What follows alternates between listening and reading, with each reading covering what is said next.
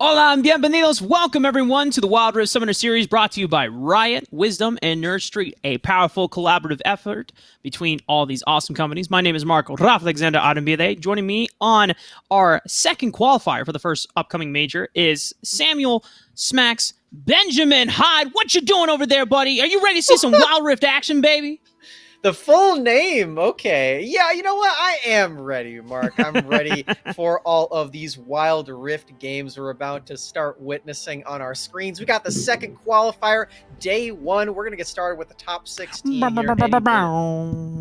Let's go. And we got to break down to all the lovely fans who are just joining us here for the first time, this awesome format for the first ever Wild Rift Summoning Series here in North America. We had two qualifiers. Last week was hosted to you by, as Twitch chat dubbed them, the sexiest casters alive in Kangas and all battery for the 26th and 27th.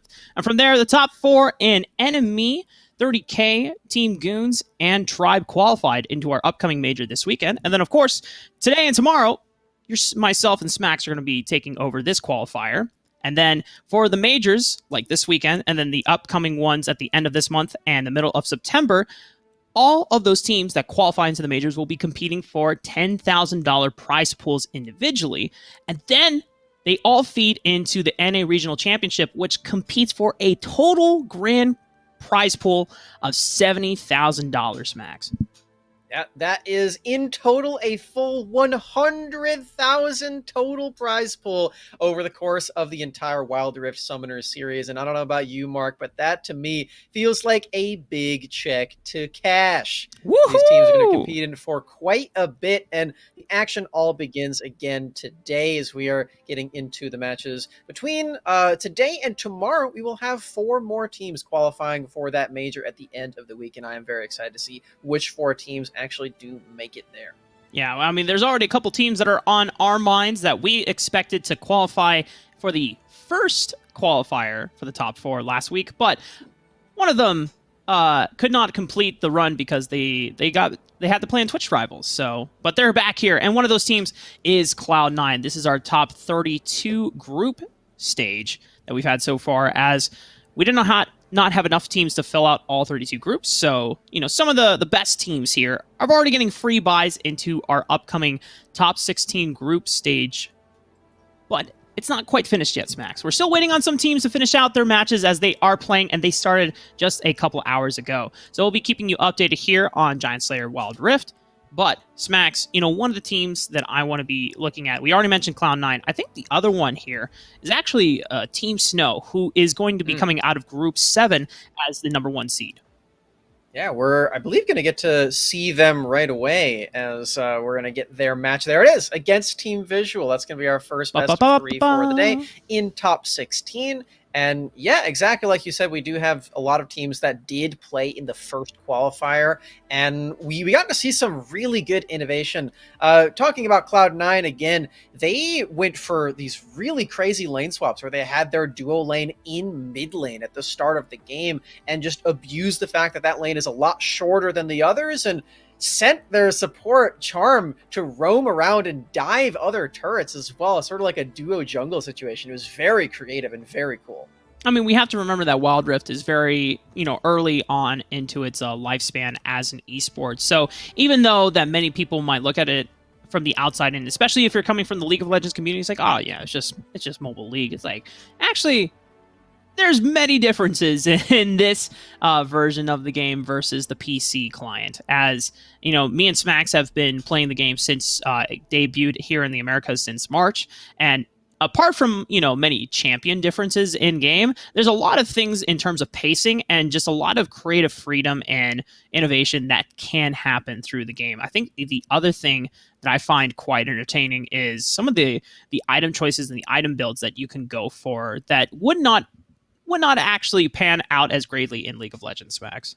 Well, there are a lot of items in Wild Rift that just don't even exist in the PC counterpart as well, and some of them have just been introduced on this patch. We're talking about the Crystalline Reflector and the Solari Charge Blade, both completely new to Wild Rift and both having very unique and interesting things going on when you do build these items. For Solari Charge Blade, you can get up to 50 crit from just the one item, so whichever team is going to be able to figure out the best use of the new items and the returning items from PC straight to Wild Rift in this patch as well, those teams are going to have a big leg up. I'm talking about things like the Essence Reaver and Storm Razor, lots of crit items, actually. The marksmen are going to have the biggest jump and the biggest learning curve, I'd say, on 2.4. Yeah, I mean, new patch means brand new things come into play, including Akshan, who we won't see play today because he's not allowed until tomorrow. But tomorrow we'll get to see the gunslinger himself emerge on the Rift. But as we're getting ready for our upcoming match between Team Snow and Team Visual, we got to show who is playing on the Wild Rift and taking to the stage for our first match of the day. It is going to be Toki in the Baron lane, Easy Clap XD in the jungle, Sin, Jiggy, and Wu for mid, Dragon lane, and support respectively for Team Snow. And on Team Visual, we've got Kivo, Prototype, Bradley, which is maybe going to be a little bit confusing for us as we know another mid lane Bradley in our Proving Grounds games, Cosmic Soul, and Malevia as well. So definitely some exciting players over here. Team Snow on the left side of your screen right now 2-0'd their group today. They did not drop a single game quite yet. And for Team Visual, it did take a little bit more effort for them as they got a 2-1 in their respective group, I believe from Group 8, if I am not mistaken. Now, one of the junglers or the players I want to talk about actually coming from Team Visual is Prototype, because I like that he has been in some of the qualifier games that he played over in the first week. He was trying to make Diana jungle work, and, Diana jungle on, for anybody that is coming from League of Legends, current meta right now, Diana jungle is kind of one of the best up there. Yeah. In Wild Rift, I don't want to say it's bad, but it definitely requires a little bit more finesse and a little bit more coordination with your teams, as the jungle clearing is nowhere near as strong and as healthy compared to some of the junglers that we have come out in full force between the likes of Lee Sin, Camille, Vi, Pantheon's another big one. And then also coming on to this patch 2.4, I'm curious to see if there are going to be any junglers leaning into the Graves, as he did get a pretty nice buffs here, and some of the new crit items like the Navori Quick Blades and the Essence Reaver do suit his playstyle right now. I know you and I have been in the lab testing out these new potions and builds and all that fun stuff over the past few weeks. And yeah, on the new patch, I know you've been having a lot of success with the Graves, but we'll see how the new junglers do sort of tackle the new itemization, because I know the crit items can work on other champions in the jungle as well. As there are some Sheen items too, maybe some Essence Reaver for Graves as well. It's going to be interesting to see where these items actually do end up. Speaking of new things, we got to see a taste of it last week, but Lucian and Senna are relatively new to this game, and Lucian did take a little bit of a hit in this patch, but he's still very powerful. I'm pretty sure the nerfs weren't enough, Smax, because I think the crit itemization just helped not only alleviate the fact that those nerfs came into play, I think it made him stronger overall. So yeah, there might be a need for a little bit more touch-ups on Lucian. But I do believe we have the draft ready for our first match of the day between Team Snow and Team Visual, ladies and gentlemen. So this is going to be exciting for me and Smax. This is our debut cast into Wild Rift. I mean, we've been studying, we've been looking at other casters around the world, and we've been, studying the competitive scene, but we're just so excited to finally just get a taste and really just put our own voices and stamps on this amazing esport. As between these two teams, Smax, I think we should start talking about what are some of the priorities coming into play. We talked a lot about the junglers but I think one of the other champions that we have to also mention is Fiora, because if she does not get banned, that is a disgusting champion to be let through right now in her state. Fiora is very powerful. I'm assuming that she can make the new items work a little bit too. The biggest one to me actually isn't a crit item at all. It's Wit's End. Because the form that Wit's End is taking on Wild Rift is the one where you get healing on hit rather than movement speed, which is currently on live on PC. So I think this item, when you are against magic damage, of course, that is the main caveat. This item is really, really powerful on a multitude of different champions, so that's going to be exciting to see. Braum is going to be the first ban, though. This is a very strong champion, too. We've been having a lot of success with this in our games as well. I mean, Braum combined with some of the most powerful champions of the game, like Lucian, I mean, enough said. Being able to get that double tap passive into the concussive blow stacks, you have a lot of powerful invade agency as well, and being able to roam as soon as level 1. Since technically you don't even necessarily need an ability for Braum, you just got to walk up and punch someone, and then boom, the stacks start coming up. Irelia is another powerful solo laner, and in some of the hands of the best Wild Rift players we've seen so far, she can be a menace. She's a very mechanical champion, too, and when you do get those stacks up, she deals just so much damage. It's very similar to her PC counterpart, but it's a little harder to get those stacks where you have to find 4 and there are less minions. So we're seeing that the respect come through for Team Snow, not wanting them to get their hands on that champion. Camille, too. I already mentioned how strong this champion is in the jungle. That one's gone. Prototype will not have access. I think the other thing, too, about Camille is that she's a decent flex pick. Normally, we've seen her a lot in the jungle, but we've also seen her not only in Baron lane, but in some matchups, the mid laners are taking them in there as well, because we've seen melee champions like the Irelia, like the Renekton, being flexed in between the solo lanes here for Baron and mid lane. So being able to deny that creative strategy, I think what Team Snow are potentially preparing for, if we look down like our list of champions that we consider kind of high priority in terms of first pick, we talked about things like Pantheon being one of the most powerful junglers apart from Lee Sin. Pantheon has been really a huge flavor over in the European meta if you've been watching the Origin series, as the global power that you get as soon as you hit level 5 is absolutely insane, and the ease of execution, since your major gank setup is a point-and-click stun that just delivers a ton of damage on top of the spear that also crits when it's a low health champion. I mean, that's an insane champion, Smax. It absolutely is. And for Team Snow, we're definitely gearing up to maybe a first pick of that champion as the Vi bands coming through too. A lot of these champions that have mobility that can match Pantheon and Lockdown as well are now off the table for Prototype, so won't have access to that. Team Visual, they've got one more ban to see if they actually do take away this Pantheon or if they're going to leave it up. It's Varus as the ban, so removing that marksman out of the pool. Champions like Ezreal still exist there with the new items too, so this might just lead to an Ezreal pick, but we'll see if Team Snow have caught on to the Pantheon meta.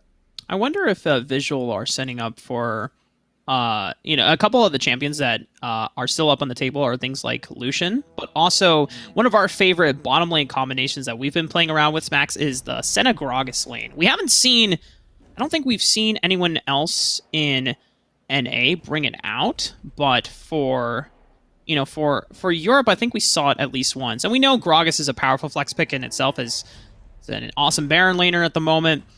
You can go full tank on it, or you can go kind of an AP bruiser, or even full AP style if you want to go into the jungle as well. You do kind of need to make sure that there is a decent matchup for the Gragas, because if you pick Gragas into something like Lee Sin Pantheon and then they invade you early on, then you will have a bad time. But if you wait it out and see if it's a less aggressive jungler, then the Gragas jungle can work. It's one of my favorite champions to watch these really strong teams play, because it seems like every single person who gets their hands on that champion is just so masterful with the execution. I know based on my games that skill shots are not my strong suit, so I've definitely struggled to pick up that champion, but it's looking so amazing with the way that mostly the Baron laners are playing it, but as you mentioned, it can be a flex pick. Corki, another flex pick we've seen mostly played in the duo lane, but can definitely be the champion for Sin in this position. Visual, though, they do lock in this very powerful Lucian. They pair it with a Lulu. Now, here's my question, Smax. Are we automatically saying that this Lucian is going to Cosmic Soul in the Dragon lane, or because we've seen Lucian being flexed into some of the solo lanes here, and I believe a couple matches, or at least in some of our solo queue matches as well, up in Emerald and Diamond. So this is. I'm curious to see how creative Team Visual are going to go. We did not get a chance to touch on this Corki pick, and so Corki. Thanks to package, you do get a lot of global power, and with the recent crit itemization of things like the Essence Reaver, it helps out Corki towards that crit itemization without giving up the Sheen power spike, and it does pair nicely when you look at the item description in full. Galio is a great follow-up on primary engage like Wukong with the Cyclone, and I believe this will be easy collapse jungler of choice, as we've seen Wukong jungle in quite a few matches here. Ooh, this is a very interesting set of champions that's been locked in. Katarina and Ahri, both traditionally mid laners. One of them will not be played in that role. I'm very curious to see which champion actually flexes out. Have you seen any Katarina jungle in your experience, Mark? You know, I can't say that I have, Smax. I know that the jungle is pretty favorable towards melee champions because you get a automatic cleave passive, so it has helped other melee junglers come to fruition, like Camille, and the fact that she can, and Wukong too, clear. Whereas in the PC version, they don't thrive as much. But like you said, Ezreal being locked in, this means that we're going to be more than likely getting a Corki mid, Renekton in the Baron lane, and then Galio support. And Smax, you are a personal big fan of Galio's support, as you and another colleague in the space have been theory crafting, talking about what region is the Galio Righteous Glory tech from? The Philippines. Yes. They are the originators of it. And not a lot of people have actually caught on. It feels like I was the only person in any of our games so far to actually pick up the Righteous Glory boots on Galio, but they just elevate the things that he wants to do so well. And then you can build full tank on him as well. So I'm thrilled to be seeing this locked in for Wu, and we'll see what he can do against a champion like Lulu, because Lulu is quite good on the zone control against melee champions. So it's going to be a little bit difficult for Wu to actually find kill threat against Kivo and Bradley, but I definitely am loving the look of this champion overall. So something interesting that we are noticing is that I'm not sure if Kevo was originally the Baron laner, because, you know, according to our notes, we had kind of swapped around roles. But if this is the case, we have some players just playing in different roles and trying different things out, or these are the original roles. But nonetheless, we got an Ahri top lane, and I think that's pretty exciting. Yeah. So the range matchup into Renekton is pretty interesting, because Renekton just has such an easy time playing against any other bruiser. You have the point-click stun, of course, and your sustain is through the roof. But against a champion like Ahri, it's going to be difficult for Toki to actually get any meaningful trades down. Ahri even having a lot of sustain in her own right, in her passive. So this is a pretty cool innovation that we're seeing in the Baron look at the roam. Going to have to be careful about this gank coming up. Oh my goodness. Thankfully, Ahri just so safe. Yeah, thankfully Twitch Cosmic was able to ping out the fact that, hey, my mid laner's missing, so back off, Champlu. Otherwise, you're gonna have a bad time up there. Luckily, Corki not quite having access to the package yet. We'll need to go back and recall for that one eventually, but no such luck at 2 minutes into the game. A little bit too early for that.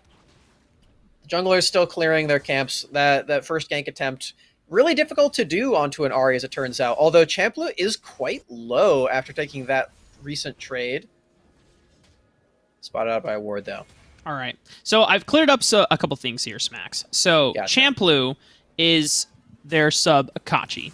And because I'm going to butcher this name, their original support, Malavaya, could not play. They role swapped Bradley from mid to support, Kevo from Baron to Dragon lane, and then Cosmic Soul into the mid lane for this Katarina. So Akachi is playing the Ahri not playing. So this is why we have the creative role swamp here, as Visual are just trying to accommodate for their substitute. But so far, we have to kind of talk about what are the goals of these compositions here, Smax, because whenever you play something like Lee Sin jungle, the onus is on you to really snowball the game forward, because as the game later goes on and on and on, your real utility is just that Dragon's Rage. If you can't get the kick like that off, then Lee Sin is not necessarily the best bruiser or initiator. Wukong will be able to eclipse you with that just because of the easy execution of that Cyclone. I love that invade as well from Easy Clap, taking away a little bit of those Raptors, getting the extra gold where you can find it, and keeping the snowball rolling against Prototype. Prototype has already gotten a recall in, but Cosmic's still on the aggressive on these ganking, forcing the flash of Cosmic Soul, and that's going to be really big when it comes down to these neutral objectives. And both Rift Herald and Drake spawn at the same time now at 4 minutes. Yeah, Easy Clap trying to get a recall in, get some components in. Not going to be able to finish that Black Cleaver before the first objective spawn on the map.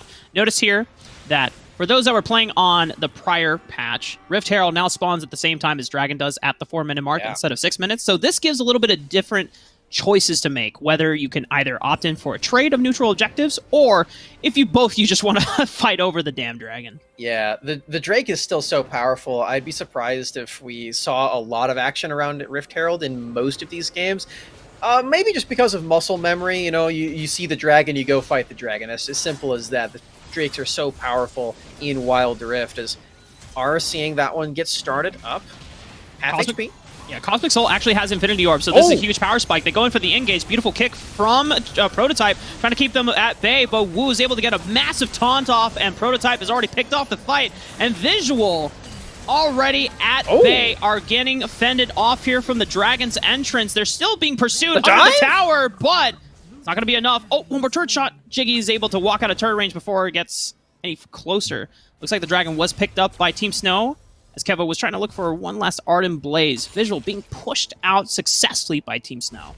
Team Snow feeling okay about that one, but you can't help but think about all of the little tiny things that could have possibly happened to completely swing the fight in both directions. Truly, every single health bar that wasn't 0 was very, very close to it, and Team Snow just pretty happy that they got that Drake, but we'll see how the rest of the action actually unfolds, because Team Visual could have actually wiped there. The next objective that both of these teams are going to be looking at will be that Rift Herald, as already you see Bradley moving towards the top side of the map, Kevo shoving in that wave, getting potentially ready to swing over to the Baron side of the map as well. For Team Snow, they're a little slower on the rotation. They're going to have to wait and install time for Jiggy. Have to see if maybe Visual can force a pick here.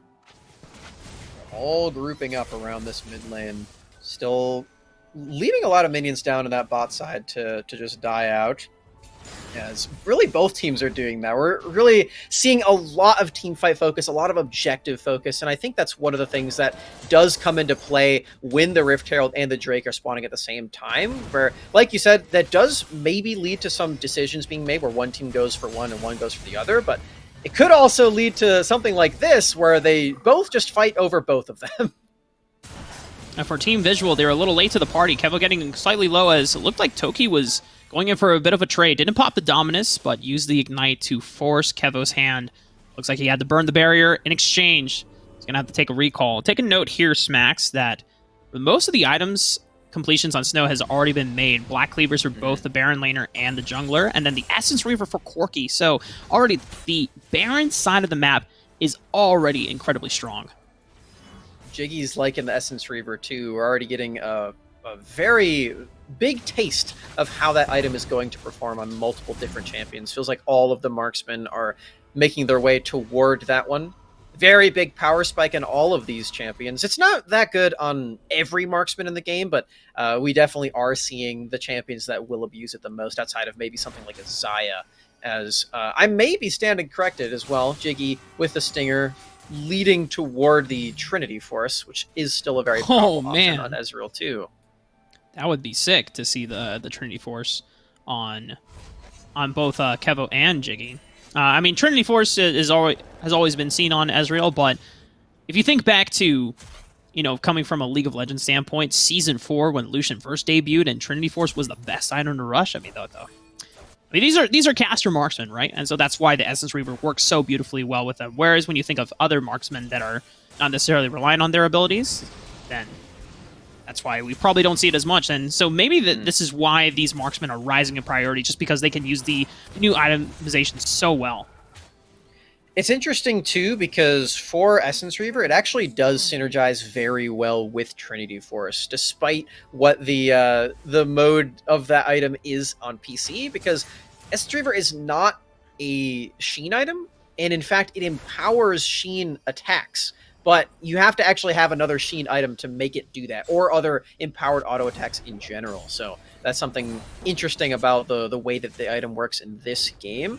As it looks like all of our Essence Reaver rushers are thinking about Triforce too. Rift Herald popped in the mid lane though, as Team Snow are trying to get pressure for the next dragon as they're already stacking those up.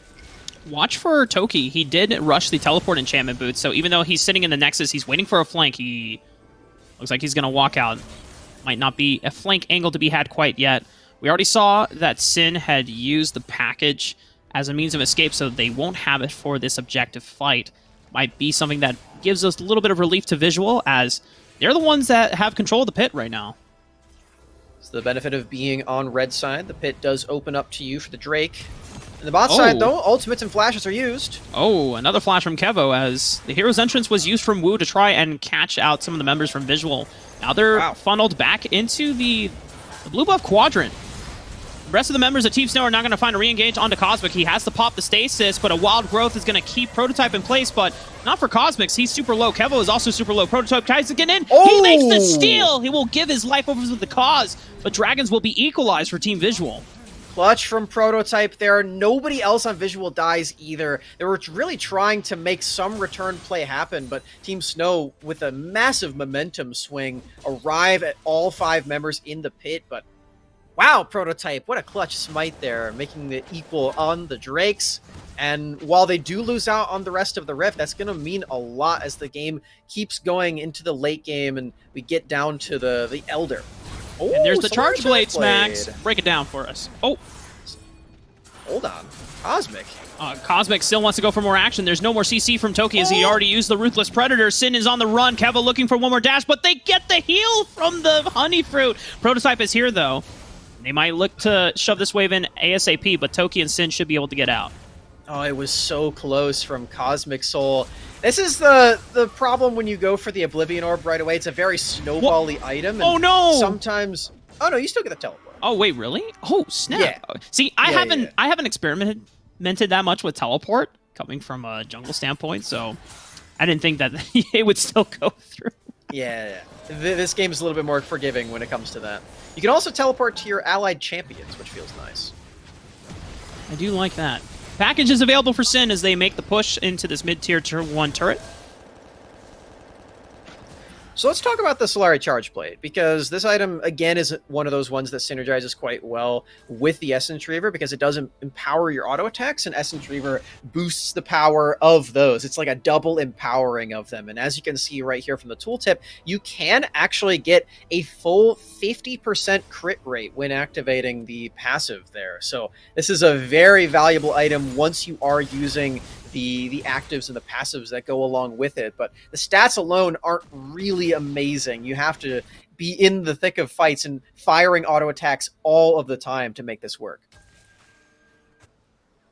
A lot of crit, and you can just build it up, and then suddenly you dash in on Lucian, and then bop, bop, bop, full auto crits there. Sin pushing out this Baron lane, getting ready for...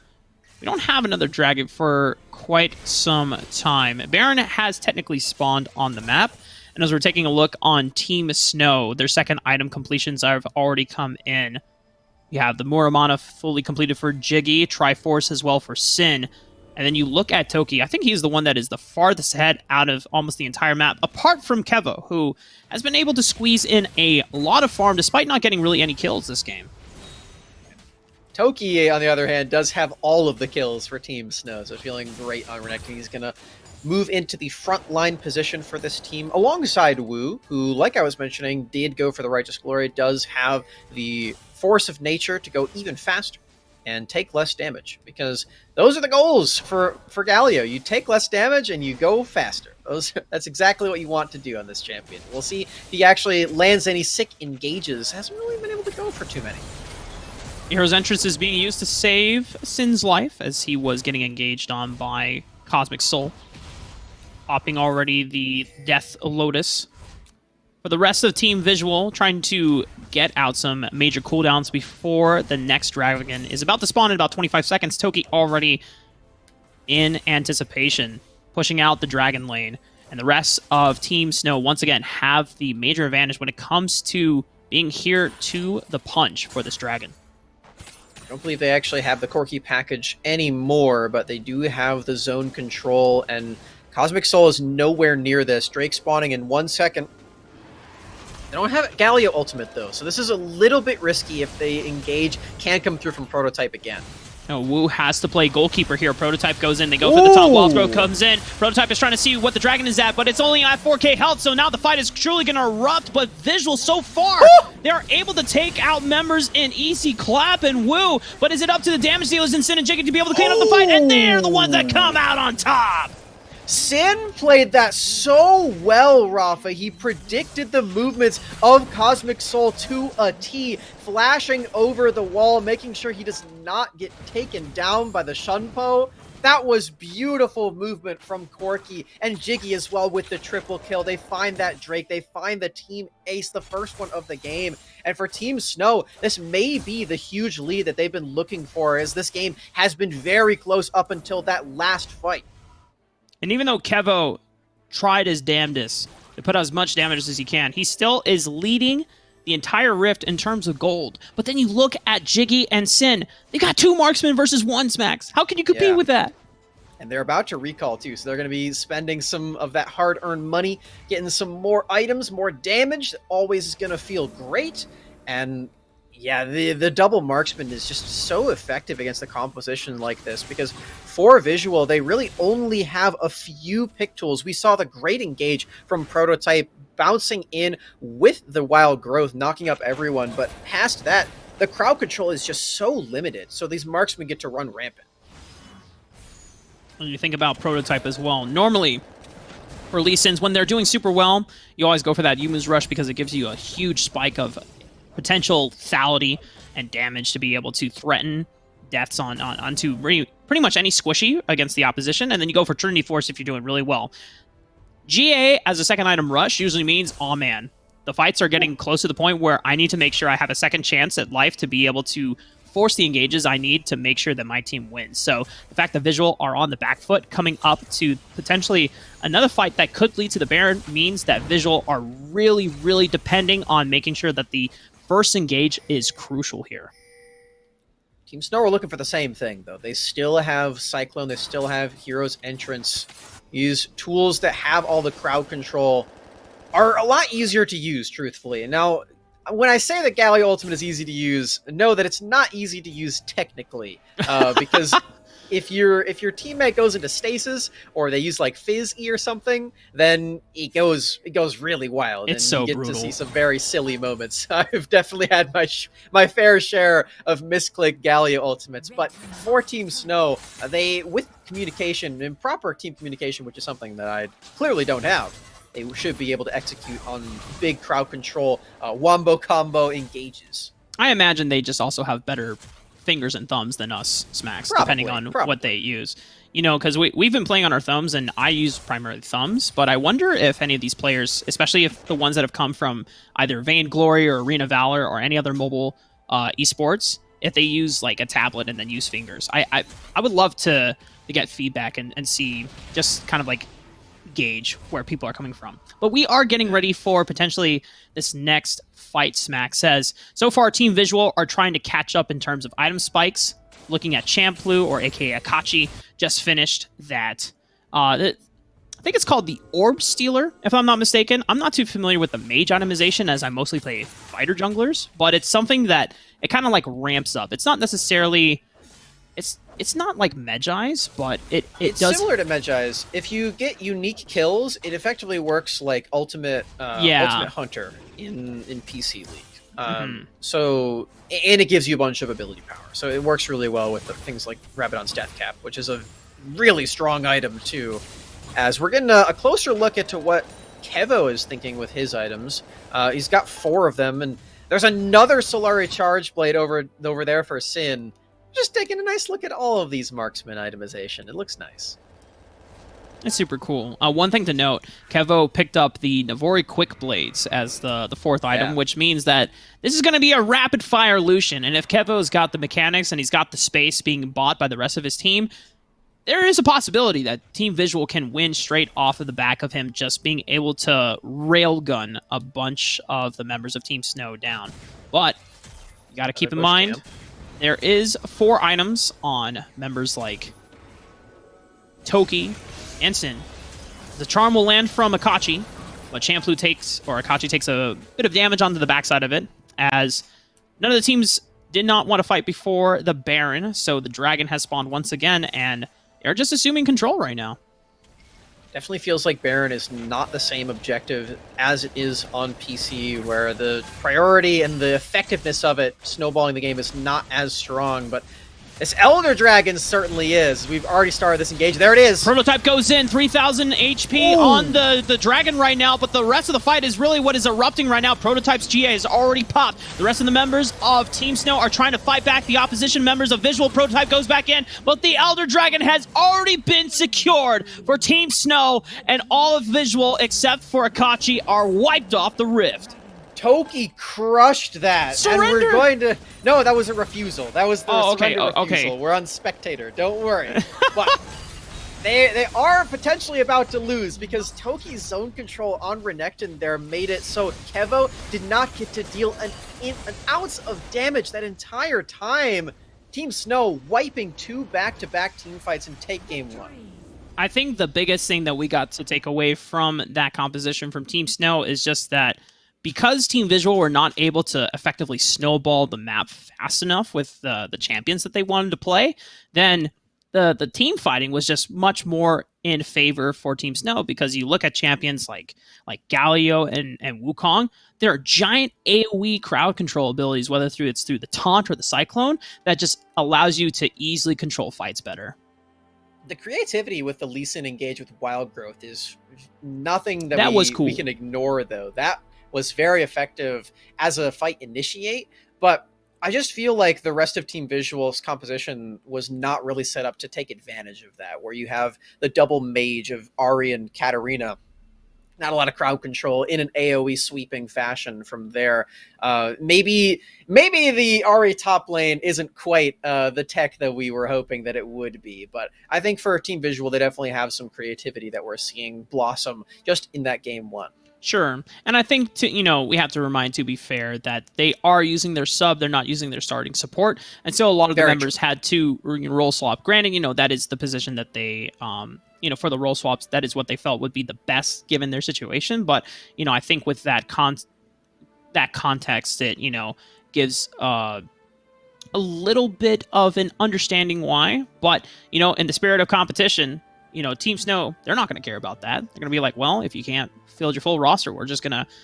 It's not going to make us go easy on you guys. Yeah. We're just going to... Ari top, thank you very much. We'll take the win. Toki will smurf it on Renekton. Thank you. That's right. Well, going into this next game, though, Smax, and I'm curious to see what are some of the changes that go, because I'm not sure if this means that they automatically swap sides in between drafts. We'll get confirmation of that from our awesome production team here at Wisdom. By the way, please go give them a shout out over on Twitter, either at Wisdom Media GG or at GiantSlayerWR, technically, as we just have awesome, lovely people that are doing so much behind the scenes. And the reason why Kangas and Alec Battery looked so damn good on the show last week is because there's all these crazy super smart, super talented staff that are working behind the scenes and putting out all the fires, while me, Smax, Kings, and Alec Battery just sit here and look pretty for you guys. We're luckily pretty good at doing that, but yeah, we do have our production team to thank for all of this. So we are going to be getting into that second game very soon. I was really entertained by this first bout that we got into the top 16 because that game was very close and it just came down to the team fightings and the team fights alone. Yeah. And Team Snow turns out are a little bit better at that. Yeah, I think there is no real compared to some of the other teams like Cloud9 who started invading early on and really like just swamping up lanes to put the enemy opponents in really uncomfortable states. This was really kind of a standard game where both teams kind of handshook and said, you know what, let's just wait until the dragons to fight, and then whoever team fights better, will win, right? And because Team Snow fully opted into that, they opted in for better team fighting strategies. Because like we said before, Smax, if you're gonna go for the Lee Sin, and Lee Sin's great, has a lot of early agency, but you got force plays, you got force fights early on before that 4-minute mark. Because if you wait until then the Wukong is going to be able to match you on that level when you both hit level 5, and then you're kind of losing on the what gives you so much power as the Lee Sin. So if we see that pick again from either team, then you got to really come out the gates full swinging on plays. You either got to force invades, or you just got to really push your limits on just trying to force kills and summoners on the enemy opponents. I don't think Prototype played this necessarily bad, but I think that both teams were just really respecting each other's choice to charge up to 100% before they get to the fight. They're just, the big yellow glow around them, they're just charging. Yeah, you from Dragon Ball like, Z. Yeah, like you're at 100% yet? No, I'm almost there, and then they're both just like, wait, okay. We're getting there, come on! And then they both get there, and then they get the big Drake fights, and it was awesome.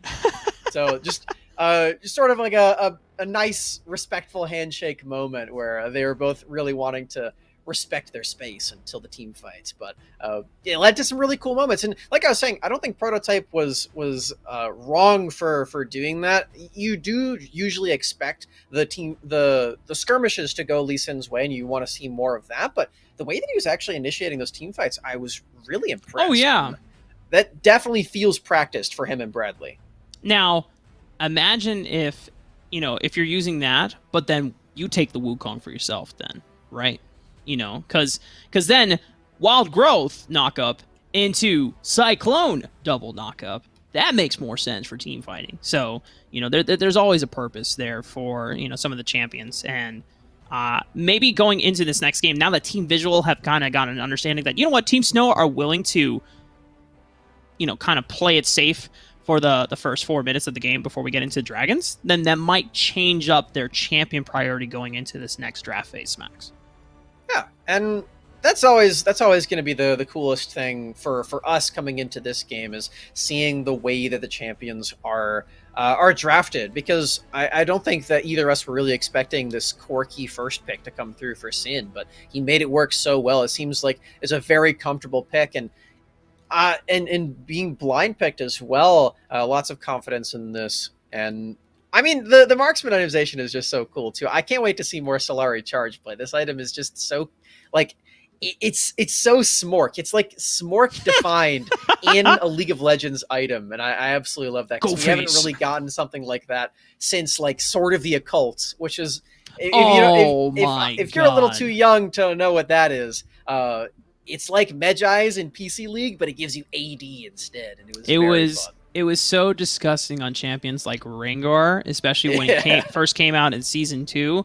You basically would rush like 4 Dorn's Blades, and then you just go Sword of the Occult, and that was your full build. And by the 15-minute mark... And then they removed it because Riot is cowards. No, I'm just kidding. That's pretty bold of you to say on a Riot-endorsed stream, Smax. It was not healthy to have in the game. I respect the decision. But at the same time, I just want to stack some AD, okay? Let me get 600 AD on Aphelios. Let me get 1,000 AD on Jhin. Oh my god. Smax is feeling quite bold today on our first day of the second qualifier here for the Wild Rift Summoner Series, brought to you by Riot, Wisdom, and Nerdistry, who Smax just called cowards. Hey, you can go ahead and clip that, Oh man, don't get me fired. All right, Team Snow and Team Visual. I do believe that they are readying up for Game 2 of this best of 3. Team Snow already won an up in this series, so it means that if they're able to close this game out, then they would automatically advance and get ready. Whereas for Team Visual, if they want to come back in this series, the climb and the grind starts now. As, don't get it twisted, it is 1 for Team Snow and 0 for Team Visual. As now this time, with Team Visual on the blue side, you have to remember that Team Snow, their first pick priority was for Corki. So I'm curious to see if Team Visual will actually prioritize that first. We'll be checking that out in a little while, as there has been a bug with our drafting program. Maybe that's why the numbers were a little bit flipped, but I do believe that the teams are still going to be swapping sides for that. But yeah, the Corki first pick is interesting. To me, when a very unique champion gets locked in right away for a team on blue side, it sort of just means that when you swap for Team Visual in this case, they'll just ban it away on their side. They don't want to have to deal with that one again. I mean, Sin didn't even die a single time in that game, so it feels like one of those situations where you probably just remove it. But that does leave open some of the other very powerful champions that they did decide to ban instead. Lots of junglers, mainly the Irelia and the Fiora and the Camille. All these champions start to become available. Yeah, you know, now that I think about it, Smax, if I'm not mistaken, I don't think we saw a Fiora ban. That's true, actually. I don't even know why I said that. I just assumed that it was bad because it's broken. You know, and that's what I would assume too. If what I remember correctly, we saw from Team Snow, Braum, Camille, Vi as bans, and then from Team Visual, it was Irelia, Ziggs, and I think? And Vars. You already said Braum. Vars. Yeah, it was Vars, yeah. Yeah, so interesting priorities. But I think, you know, obviously me and Smax, we're not trying to say that we know everything, you know, our knowledge is, you know, God's truth. Yeah, please flame us in Twitch chat if you say something that you think is wrong. Mm-hmm. We are very open to that. In fact, take it more. Instead of flaming us on Twitch chat, add us on Twitter and let us know what, you know, what your perspective is on the meta. Because we're coming in with our own read. It is a new patch that just debuted last Tuesday. Yeah. Teams are still figuring things out, and I think that's the beautiful thing. You know, we're not trying to assume know-it-all standpoints that is not open to discussion. We love discussions, and I think that's where the community gets to really thrive, is when you have really insightful and, you know, just really cool conversations about okay, let's take this champion, but then imagine it paired with this, and this is why this could exist, but then, you know, et cetera, et cetera. Honestly, that's some of the coolest parts about talking in any esport, just the theory crafting behind it all. Rafaa and Smax, your casters for Wildrift Summoner Series, now accepting Flame on all platforms. More later as we get further on into the draft. Galio banned away, so that's the main adaptation that we're seeing. Wu will not have his hands on Galio yet again, or thumbs or fingers, whichever he uses, as we talked about earlier. What about feet? I'm going to pretend you didn't ask me that question. Hey, we had a League of Legends player in Saskio get to Diamond while playing two accounts at the same time. Maybe when Yuumi gets into Wild Rift, we'll True. see that happen again. Ziggs ban, though, still on red side, so both teams really thinking that this champion is very strong. And truthfully, I agree with them, because I'm a support main, and I played a game of Ziggs today, and I still ended up making it work. So I fully understand. If that champion is Smax proof and you can still win on it, if I can still win on it, then yeah, it's pretty busted. We had Alk. We play trio ranked queue between me, Smax, and Alk, and so normally Smax and Alk play Dragon and support lane, and then I play jungle. And there's been a few times where Alk was role swapped to mid, and he couldn't get Lucian. He's like, okay, I'm gonna first time Ziggs, and he went 10, 1, and 11 on it. He's like, all right, yeah, this champion's broken. Yeah. Well, now he has Akshan to play in solo queue. True. Or in trio queue, so he's got that benefit. Team Snow, though, are actually going to be the ones to ban out Corki, so thinking that Team Visual is actually going to deny it away from them if they don't ban it themselves. This does leave open Varus and Irelia, but Team Visual want none of that. Bradley is tired of picks and the whimsy. Instead, we'll be going to the Charmer Rakan. This does give Bradley a little bit more agency this time around, as when you are playing Lulu, you are essentially buffing up others and trying to play I'll save you, you know, versus being the primary engage yourself. And I know you're a big fan of Rakan, as you've been playing him a lot yourself, but Team Snow have locked in once again, not only the Wukong for easy clap, but one of the supports we don't get to see that often in the PC client version, but Nami is incredibly strong in the Wild Rift version. I really like Nami in Wild Rift. I think her wave is just so nice to have, as the map is just overall smaller, but they didn't really size down Nami's ultimate to the point where it feels like the same ratio, you know? It feels bigger than it does on PC, and that always is going to feel nice for any skill shot that you have. Same with Bubble, but the big thing for Nami is her trading in lane with ebb and flow. It always feels so amazing to have, and you're one of the few champions that can poke and heal at the same time in that bottom lane. The other one being Senna, but we're not going to be seeing Senna in this game. It is the Lovers Duo bottom lane for Team Visual in the Dragon lane, and they do also have one of my other favorite champions to see right now in that Gragas. We actually do get to see him. And it's going to be in the Baron lane as well. So more than likely, especially against the likes of a Renekton, it will be that full-on tank Gragas build. You see normally a Sunfire and then rush either into the likes of a Thornmail if you want to get the Grievous Wounds on lockdown, or if you're really feeling yourself, you can go for that Iceborne Gauntlet, as that it's kind of like old Grasp of the Undying top laners from the PC client, as you get to fight for. Check this out though. We have Akachi and Cosmic Soul currently sharing mid lane at the moment, as Sin and Wu are also mid as well. Wu trying to get a little bit of aggression down, but Bradley has also made his way towards the mid lane. And now this is really interesting, as looks like Cosmic and Akachi were sharing that lane, getting that first push, as we're going to get a quick ward from Cosmic Soul into the Raptor camp. So it gives a little bit of track and vision onto Easy Collab. Baron laners helping out in the mid lane, just getting some push priority, is always something that I find interesting, because in this game it's a lot more forgiving to miss out on experience, and it is something that can lead to your mid laner getting a gigantic advantage. You can see Akachi comes right back to top lane. He's still completely keeping up with Dawn up there. So I believe this is actually a new top laner, is it not? This is not Toki anymore. Oh, you're right. I didn't even see that the first time. But yes, this will be... Let's see if I can find... As Dawn is one of their substitutes as well, as Wu taking a lot of damage in that trade there. Pop the heal. Could have been close.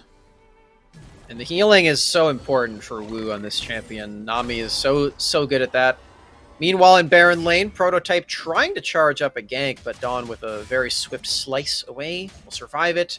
And this is already a game that has a lot more action going on. You can see that both these teams are trying to trade aggressively, trying to gank aggressively, except for Easy Clap, who is still just peacefully farming up on the Wuju Monkey. Smax, I can't believe you lied. There can't be action. He's not allowed in the game yet. Yes, indeed. Ha ha ha ha. Dad puns for Rafa. Yeah. I'm sorry, I had to do that to you, as... Do you have to do it? Well, yes. yes, I do. Check out this game, though, for Prototype. Has the angle on the Dawn, forcing the flash. Prototype's just a little under turret range, so does not pop the Assault and Battery. Could have potentially been a kill on the Dawn, but, you know, you don't want to throw anything too ambitious there against Team Snow, as already forcing Dawn a level down against Akachi now. You are That's the cask. We see Akachi finds the kill on Dawn, who's stuck around way over Celis with that. Oh, Bradley was looking for the engage, but Easy Clap with the bamboozle was waiting in the wings right there. But a wolf featherstorm from Kevo catches the monkey right under the tower. Monkey see, monkey do, but monkey got to go back to the Nexus now. Oh! Bradley? Go back in. Bradley, no! What is happening? Cosmic Soul comes in for the cleanup. Okay. Finally, Bradley, it was all an elaborate ruse to keep the bottom, the Dragon lane for Team Snow there for the cleanup. You can see how slippery this fish is, though. Wu is getting a lot of healing down, but eventually Team Visual, they find all of the kills that they're looking for, only dropping one, and it's going to be Bradley the support. So many kills early. See, this is what, Rafa, you were talking about in the previous game, where we want to see Visual go for a lot of these kills. This time, they're not respecting the charge up from Snow. They're being very disrespectful about it. They're like, you know what? We're just going to come to you. We're going to fight you while you're charging up. We don't care. I mean, when you look at the gold lead that has been netted already, Kevo has completed the Essence Reaver before Jiggy has finished their respective item components. This Serrated Dirk just came in, but this means that Team Visual are just, in comparison, far stronger than Team Snow, so they already know that there's no way that they would want to contest for this first Dragon. They're going to go for the Rift Herald. I like the macro play here. This is that trade you were mentioning in the first game, where both objectives spawn at 4 minutes. Both teams can have access to both of them. They can have a little bit of a trade there. That's exactly what we're going to see in the second game of the top 16 today. Team Visual with the Drake, Team Snow with the Rift Herald. And I believe they just popped it right away. Yes, they did. I mean, Kevo, or Dawn, I should say, did get solo killed by Akachi off of the pressure from Prototype. They gotta snowball a little bit of that gold back into his pockets. Sin is gonna share it as well, as Sin is actually the richest gamer here on the Rift with 4.3k to their pocket. I think it's still going too. Another turret plating Stonks! in the top, in the Baron lane there with the Rift Herald. Double charge is gonna feel pretty good. The immediate bonus of Rift Herald is something that you have to wager when trading for Rift Herald and Drake at the same time. And for Team Snow, they did just get a lot of that extra gold in their pocket. They're already at that major deficit, though. They're already a couple of kills behind. So they still need a little bit more of a bump to keep themselves afloat and maybe start that snowball again. No pun intended with the team. But they're not there quite yet. They need to get some more lane advantages. So we take a moment to kind of wind down and look back on the current state of the game. We already mentioned that the Essence Reaver had been completed for Kevo. Oh. Okay. Very safe is Varus. Sorry to cut you off, but no, you're good. You're good. Getting sneaky. It always is nice to alleviate tension. But Essence Reaver, Ludens, Echo have been completed for Kevo and Cosmic Soul, respectively. Also, Sunfire Cape for Akachi in the top lane, or the Baron lane, I should say, and Trinity Force as well for Prototype. So, a lot of powerful first items being completed here for the members of Team Visual. Yes, we won't have a dragon anytime soon, but if they ever find anyone overextended, the skirmish advantage will be in their favor. You can see that a good chunk of the gold lead is in the hands of Kevo, too, on the Xayah. Big team fighting champion. Oh, big charm. And Bradley looking for the prediction, doesn't quite hit the knock-up as Sin is able to answer back with a shockwave, but Prototype answers back, but not before the turret is able to pick one back up. Easy Clap goes in for the second cast of the Cyclone, but it's not going to be enough damage to clean up Cosmic Soul as Bradley does make it out alive. Clutch moves from Sin with a shockwave, finding a return kill, but again, it is Team Visual with the aggressive plays, finding the kills that they're looking for. They're very slippery, though, to try to kill Wukong and Orianna. Lots of extra resistances, lots of extra shielding coming through, and the stealth from Wukong made it a little bit tricky. But Team Visual, they're making plays, and they're making plays without Kevo, too, trying to spread the advantage across the entirety of Team Visual. They should probably start making more plays around Kevo to really make that aspect of their team elevated even further beyond, as he's very close to an infinity edge to bolster the Essence Reaver. But we're seeing that a lot of the skirmishes that they're going for with this Ahri, with this Vi, are working out. And to be fair, Smax, I wanted to take some time to actually look at Sin, because he is the richest member for Snow. He's no longer the richest member on the Rift, as Kevo has overtaken that spot, but the Saris Embrace into the Liandry's Torment build, I wanted to look at probably the best Orianna player that we've seen so far in the Wild Rift qualifiers, which is Michael Udall, who from the 30k team that qualified in last week's qualifiers, going for the same build. It is slightly different than other mage builds where you normally rush a Luden's Tempest into a Death Cap. less burst oriented and more just big team fights. Is we're getting another one of those. Nice pick. Goodbye, Fishy. That's sushi on the menu for Team Visual, as no Nami Tidal Wave means that there is no power for disengage or engage, as they're still going for it. Cyclone, but beautiful shockwave combo from Team Snow, and they have wiped out 2-3 members potentially from Team Visual, as Kevo tries to give his last dying breath to pick up another one onto Easy Clap, but he still comes out alive. Watch out for Akachi, though, on the other side of this wall. No cask, but with the power of Ari. Oh, it was so close. They had just barely not enough damage as Team Snow find that Drake, find the fight, and look at that. The gold lead is dead even all of a sudden. These picks are so valuable for Snow. Sin clutching it out with that engage follow-up with the shockwave. Impressive stuff from the mid laner of Snow. I mean, for us coming from League, it's like the Cyclone Shockwave combo is something that we've seen since the earliest stages of the game, but it's nice to see it kind of come back to the forefront here in Wild Rift. As we mentioned at the top of the show, Wild Rift is still early on in its lifespan, and because of the limited champion size, we get to see a lot of picks that we normally don't see in its PC version. So for Wild Rift, I think for Team Snow, they are just really capitalizing on their understanding of finding pivotal counter engages. Even being down a member, that was a 4-on-5, and they turned around and got the dragon off the back of it. For Team Visual, they're going to have to keep a bigger eye on Sin, as he's still making these plays. Akachi, there he goes, yet another kill, but on the other side, Wu goes down. The pick potential is running rampant on both teams, but For Sin, he has to be the target when it comes to the team fights, because he's the only member who's built for the long haul when it comes to the fights. Bradley is doing quite a bit of damage with his Rod of Ages. However, he needs a little bit more follow-up, as it looked like in Cosmic were trying to make that pick happen. But despite Bradley go down, it did buy Prototype enough time to wail on this mid-tier 1 turret. It does open up the map even further, as Team Snow have not had a chance to answer back in Team Visual's respective turret. One of the toughest things about Rakan is trying to find the perfect engage.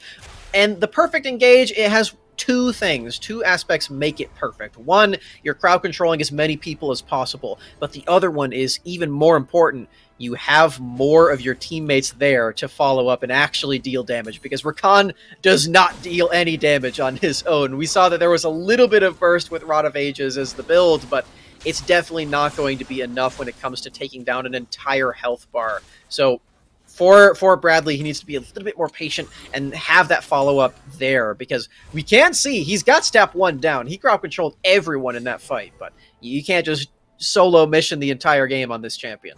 Now, I will say, if Bradley's whole intent was just to screen the rest of the Team Snow from ensuring that they couldn't stop Prototype from getting the tier 1 turret, then I dig it. You know, life for the cause for opening up a map and getting more map pressure for Team Visual, as they are facing this kind of conundrum where the team fighting power is still lying in favor of Team Snow, as they've been able to show us time and time again that when they have the ultimates on their side and they find Team Visual all choked up in a corner, it's easy for them to make these combos work, as once again Cyclone Shockwave onto Akachi, forcing the flash out. Thankfully, he is a big boy.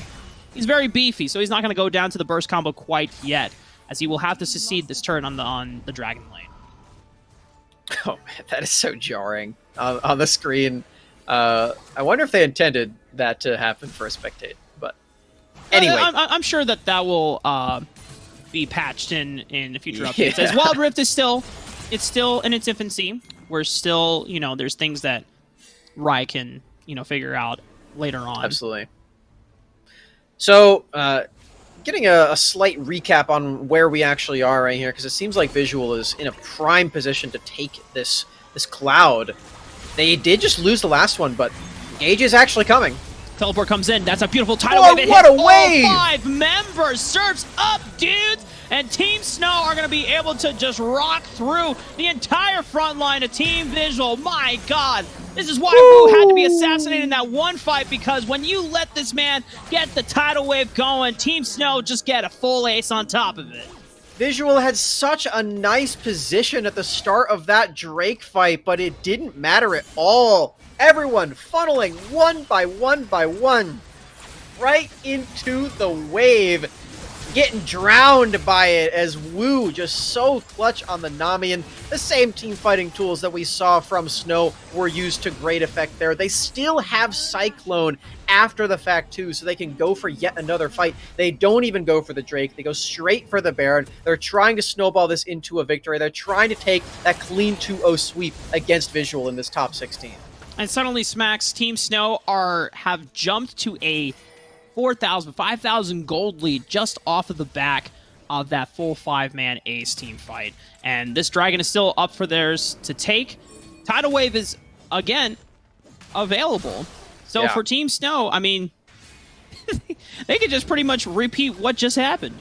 Yeah, and this time they have the positioning advantage here too. Visual is nowhere to be found. They have access over this wall if they want to make it there, but Bradley doesn't have Smite. The Smite is nowhere near here at all. Prototype in the mid lane trying to get some priority there before the Baron minions come through, before the members of Team Snow come through and do this. Yeah, the tidal wave did not land, but it cut off their route of escape for Akachi and Prototype as they are trying to get the heck out of there. Prototype might have one more Q to get over the wall. Oh. Another auto attack might be enough, but Dawn flashing over Slice and Dice with the ruthless Predator. Takes down the jungler for Team Visual, as now the rest of the members of Team Visual are kind of scattered the winds. Cosmic Soul has already used the Spirit Rush. Oh, what a bubble. That's a dead Ahri. Wu is so good on this Nami. This is very impressive stuff. The skill shots on this champion are not easy to operate with, but making it work against very mobile champions, very slippery champions to hit. It's Wu again finds another pick for his team. Team Snow have these Baron minions in the enemy team's base. Death timers are still going. They could have maybe tried to take that Nexus, but it's a little bit tricky to do. Will take the safe approach and go eat the enemy team's jungle. Yeah, the Nexus hurts a lot. Yeah, it does. If you try to push for that and you don't have minions, or you accidentally walk up before the minions come, then the Nexus itself just spawns beams of pure damage towards you. So you got to be careful when you go push for the end. You make sure that you have the numbers advantage, or you actually have the means of being able to finish the game out. As last time, between Team Snow and Visual in Game 1, the game did close right under the 20-minute mark, so if Team Snow are looking for a similar advantage, they still have technically 3 minutes to do it. Just an excellent comeback into this game for Team Snow, because they were losing out on those earlier fights. Oh, beautiful pick, though. They're trying to find a numbers advantage. Tidal Wave. Oh, my God. Tidal Wave right into the Cyclone. Should be able to buy Team Snow enough time for the rest of the members to come back in. Look at Easy Clap. He's got the flank. He flashes in. He gets the Cyclone down onto Cosmic Soul and Prototype. And it looks like the rest of the members of Team Snow, they did drop Wu. Dawn was able to get out alive despite being on blinking HP. And it's a triple for Jiggy. The layers of the Team Snow engage are stacking upon stacking upon stacking every single time. You think, oh man, we just got hit by the tidal wave, but it's okay, we can keep fighting. Oh, there's Shockwave. Oh, there's Cyclone. There's Chains of Corruption. Every single member on Team Snow has some way to impact the fight, some way to get the crowd control down, and they've done it yet again. They're going to start up the Baron yet again, too, as this is going to be the second one of the game. They've got all of their members here to do it.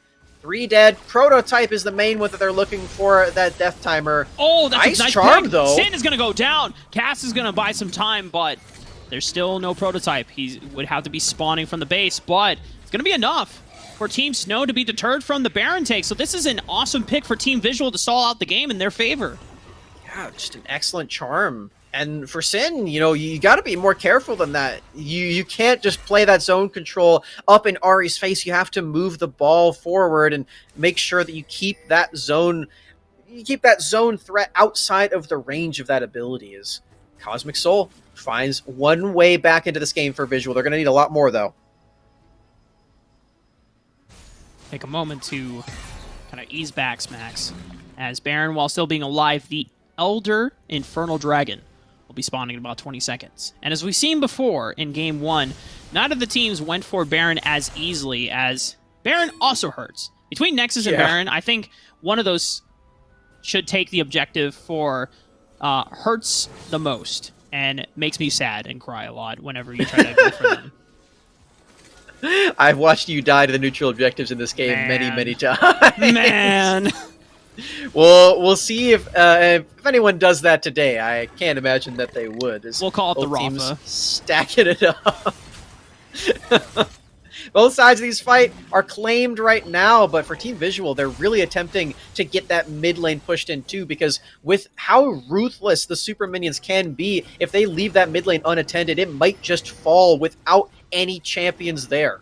We've actually seen games end just based on super minions because two teams were fighting for so Literally long minions. over a neutral objective that the super minions just ended the game because they are so far more powerful than normal minions themselves. They can just clear out minion waves in entirety, and they really act as a sixth man, and it's super crucial for Team Snow to have that advantage on their side, as now they've pressured the dragon lane, which is building up in their favor, and they can always say, you know what, if this dragon take is taking way too long and Team Visual are being antsy and not really being priority about it. Oh, as Cosmic Soul was looking for the pick, Sin flashing in anticipation.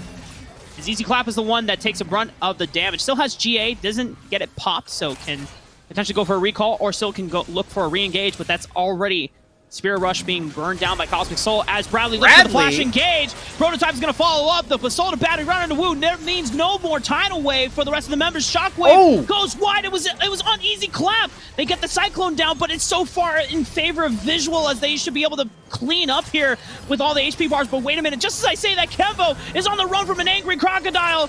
Akachi has to play body block in this one. The GA will be popped, but it's now just Dawn and Easy Clap who have to deal with the remaining members of Visual. As it looks like Easy Clap has to take the recall on this one. Kevo's so far in the front line that he ended up backline anyway with the zoning that he had on that team. Easy Clap's still alive. He might be able to defend the base, but the cast comes through. No charm yet. This might be Visual's chance to even out the series off of one single fight, Rafaa. 10 seconds on Woo, 6 seconds on Sin. He has to delay as much time as he can, but they're gonna do it! Team Visual! One fight is all it takes, and they even up the series, Smax. Woohoo! The team fights between these two teams are just so entertaining, so explosive, Rafaa. Wow! The skill that we just got to see from Kevo on Xayah. And all it took was Team Snow messing up one single time with one of their layers. I was talking about how they have all these different crowd control aspects that they have, but the shockwave not hitting anyone, the tidal wave not being available, these things are the red flags that make it Team Snow lose out on these huge fights. It just goes to show that sometimes, no matter how good the mid game is, or you know how close you were going into, you know, into that last fight, then it just takes one. Just takes one, Smax, when you're that late into the game. And my goodness, I'm speechless. We're definitely gonna have to recharge our batteries after that one as we take a break. But when we come back, folks, it's going to be the exciting conclusion of Game 3 between Team Visual and Team Snow.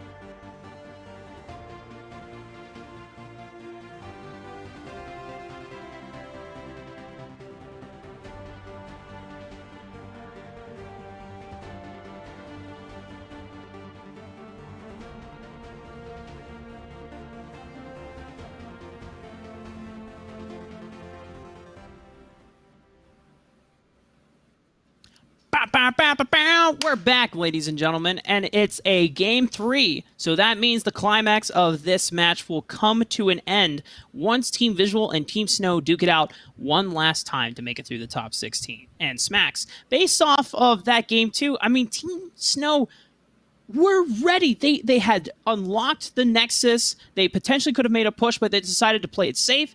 And then it was just one unfortunate team fight where the Shockwave was on Easy Clap's head, but he was over on the wall, so they didn't get a chance to combo the two ultimates together. The Tidal Wave wasn't there either, and Team Visual just wiped them in the jungle. We've seen some really big moments between both of those two teams about the way that they're approaching team fights and the way that they get advantages in them. For game 1, Team Visual didn't really have the tools that they needed to make that come alive, but we really got to see that in full force when it came to Team 2, and specifically Kevo looked so clean on the Xayah in this game, freed up to go for a lot of these different like auto attack trades and the ultimates as well, keeping him alive, were really well timed in that last fight. So I'm pretty impressed with the way that Team Visual were able to clutch out that one last team fight. And in Wild Rift, it really does just come down to that last fight. You know, it can be anywhere on the map, but you will get to that Nexus. You will be able to tear it down. And that's why we're at game 3 right now.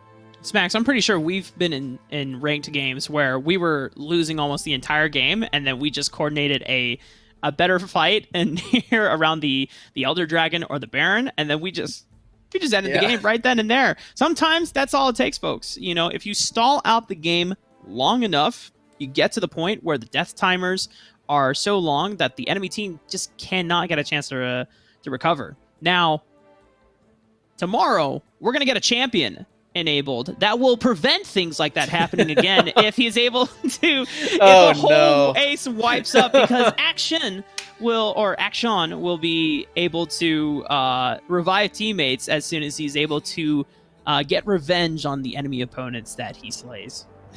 With his Avengerang, too, on his Q, or his first ability, and the Comeuppance ultimate. He's got some good ability names. I like that. I'm excited for that champion. It'll be our first time casting him too when it comes to tomorrow. So some fun stuff to be had then, and some fun stuff to be had in the rest of this series and the rest of this group, as we do get to take a look at the draft now. We're already right on in. Team Snow will be taking the blue side once again. If we recall bans from both of the games, things like the Camille, the Braum, did not get to see the light of day. Last game, one of the bans from Team Snow was that Vi taken away from Prototype, as Team Visual got Vi last time, and one of the crucial engages, even though it was kind of a misplay from Team Snow, we also have to give credit to Bradley and Prototype, who comboed effectively the Flash Grand Entrance engage from Bradley's Recon into the Flash Q from Prototype over the wall into the Assault and Battery, being able to just annihilate Wu from the fight, preventing any means for disengage from the Tidal Wave. As Team Snow, once again, they're going to return to the Braum ban. They're also going to return to Toki in the top lane. Dawn subbed in game 2, but Toki's back just at the nick of time for him. We'll see if he gets to play the Renekton for a third time for the Baron laner for Team Snow, as we do have a lot of the similar bands coming through. But yeah, the synergy from Prototype and Bradley has been amazing. You know, usually those are the mid-jungle for Team Visual. They've got a sub situation, but you can see that it's still very apparent when it comes to the jungle support synergy. Yeah. And I know you and I know a thing or two about jungle support synergy. That's right. And I think I've asked you a couple times when we've just duoed and Alk isn't able to join us on our trio ranked flex adventures that I ask you to go mid lane, and you ask, well, what am I supposed to play mid? Say, play Ziggs. It's like, true. Yep. Pretty free, as it turns out. I'm expecting this champion to be banned again. Olaf, though, is going to be hitting the ban table first. And we also have to mention that Vi is off the board. Prototype had some really nice engages on that champion in game 2, so no Vi allowed. Probably Ziggs is going to be banned, though. I can't imagine that these teams would leave it up for the third game. It has been a first pick priority for many other teams during the first qualifier last week, as Team Snow if we were to revisit Game 1, their first pick priority was that Corki. Technically, since they were on red side, they did not opt in for the same champion, as things changed up in terms of context for both of these teams. But now this time, Team Snow, they basically revisit the same first 3 bans as Game 1 and Visual, because wanting to get rid of the Olaf means that either the Varus or the Ziggs will be freed up. Jiggy looked quite nice on the Varus. He went for the assassin itemization poke sort of build, and it looked really nice. And I think it favored the way that Sin was playing Orianna too, because he was going for the damage over time sort of build, where you're wanting to fight for a longer amount of time rather than just the burst.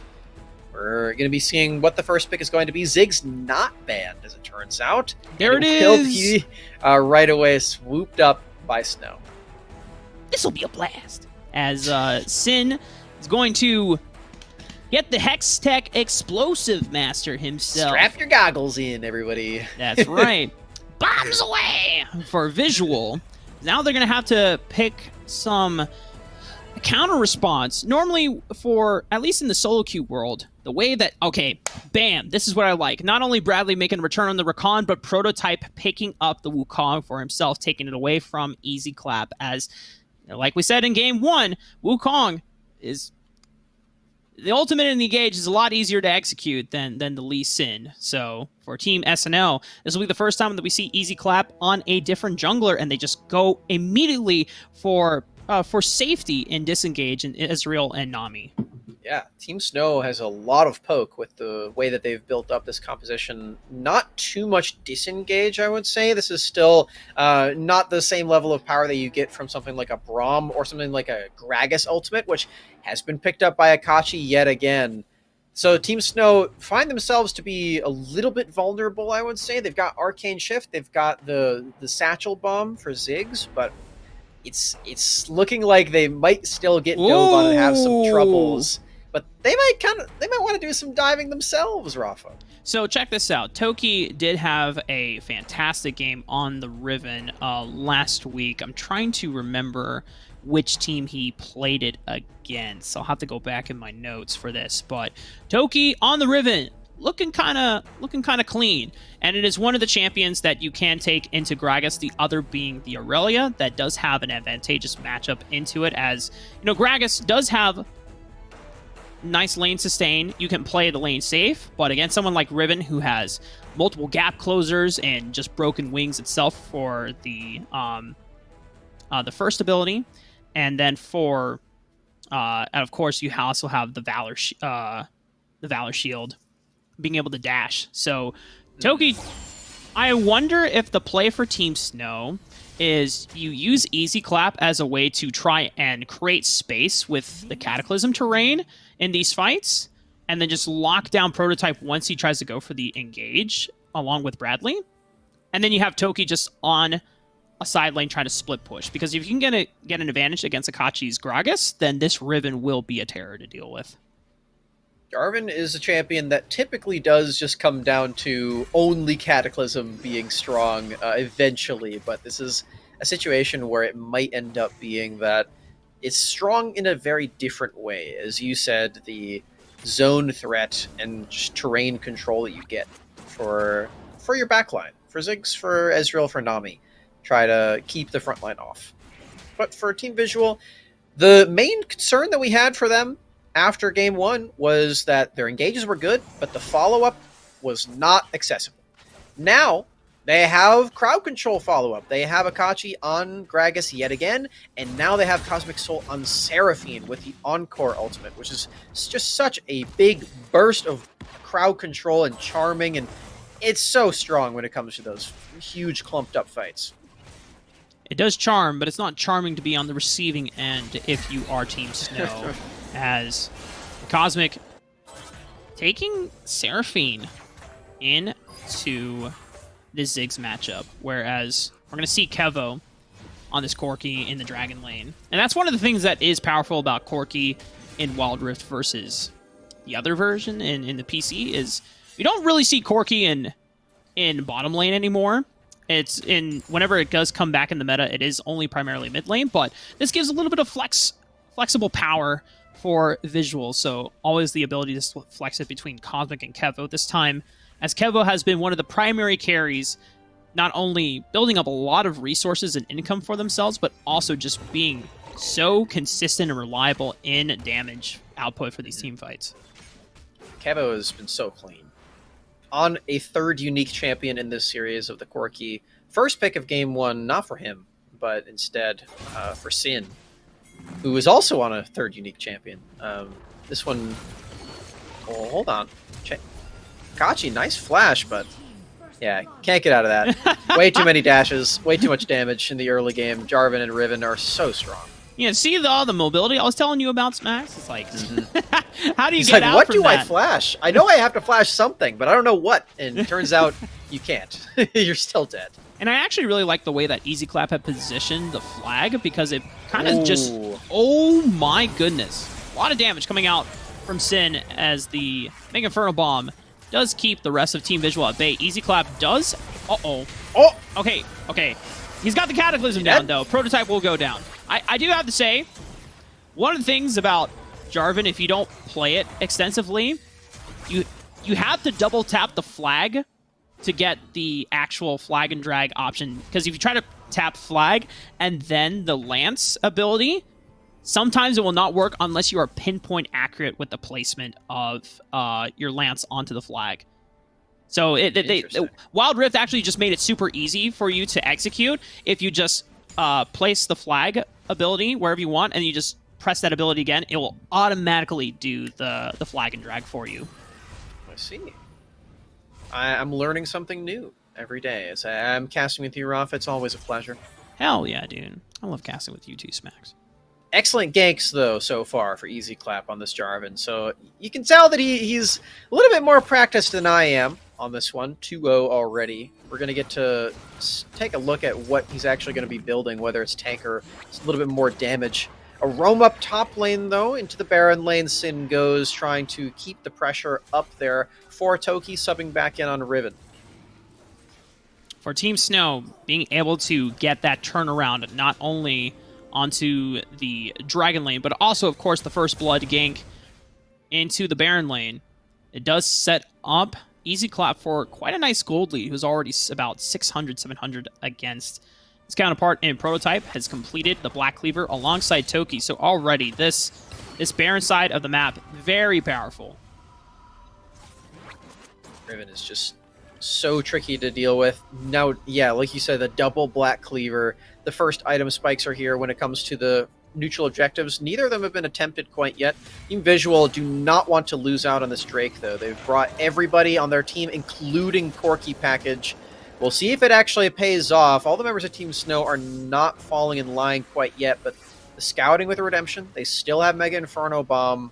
They're going to be here in time. This might be one of those signature crazy fights between Snow and Visual. I mean, Easy Clap could definitely go for a Dragon Steel, but they don't want to go in for the fight because Kevo does have a package. Tidal Wave. Oh! They make the steal! Easy Clap! The hero play getting able to the first Dragon of the game, and Team Snow? Don't tell me no one dies out of this. Okay. Akachi's able to answer one back onto Wu, but he gets routed off by Toki. And I do believe Easy Clap was the one that picked up a straggler in Kevo. Oh my god. I can't believe that just happened, Smax. both supportive ultimates, rather, in the Encore and the Tidal Wave, just tearing through both teams at the same time. Everybody crowd controlled all at once. Look at this Dragon Lane turret, though. It's so low. Ziggs can explode it immediately. There it goes. Oh, so close. Toki looking kind of dangerous with this Riven. Yeah. Confident is definitely the word for it. He is just diving past turrets into the backline, playing the assassin Riven with the Black Cleaver already purchased. And he's the richest he's the richest champion on the entire Rift right now. Feeling great. It is a solid 4,000 gold lead for Team Snow at this point. And with it only being 6 minutes in, this is quite a substantial gold amount as Team Visual, they are starting to collect their first item power spikes now. Sunfire Cave for Akachi, respectively. Black Cleaver just recently completed for Prototype. So the next fight, they won't be down as much in terms of overall resources and stats. But for Team Snow, you already have the advantage, and they're looking to press forward as the Rift Herald will be the next objective of the play. Another scouting redemption. It's dropped down from Wu, and this is all 5 members of Snow yet again pouring in line for this reset. neutral objective. It does reset. Prototype. Oh, whoa. Prototype Cyclone right into the Encore. Beautiful wombo combo from Visual. But is it going to be enough, though, as Easy Clap has locked out a majority members of Visual from being able to participate further into the fight. But it was enough for Visual to knock down Toki, Easy, and Wu. They don't... Who got the Rift Heralds, Max? That's, It's Jiggy. Jiggy's got it. Okay, you know what? See, his hands are purple. Smooth Criminal Jiggy, throughout all that chaos that occurred, it was able to whittle down the Rift Herald and walk away with another objective on their hands. But Visual, off of that fight, are able to climb the gold lead back in their favor, now only down about 1,500. Yeah, it was slightly more controlled chaos for Jiggy taking the objective, as we did see Easy Clap diving in with Cataclysm, keeping everyone in, and like, guys, just take the Herald, leave me to die, it's gonna be okay.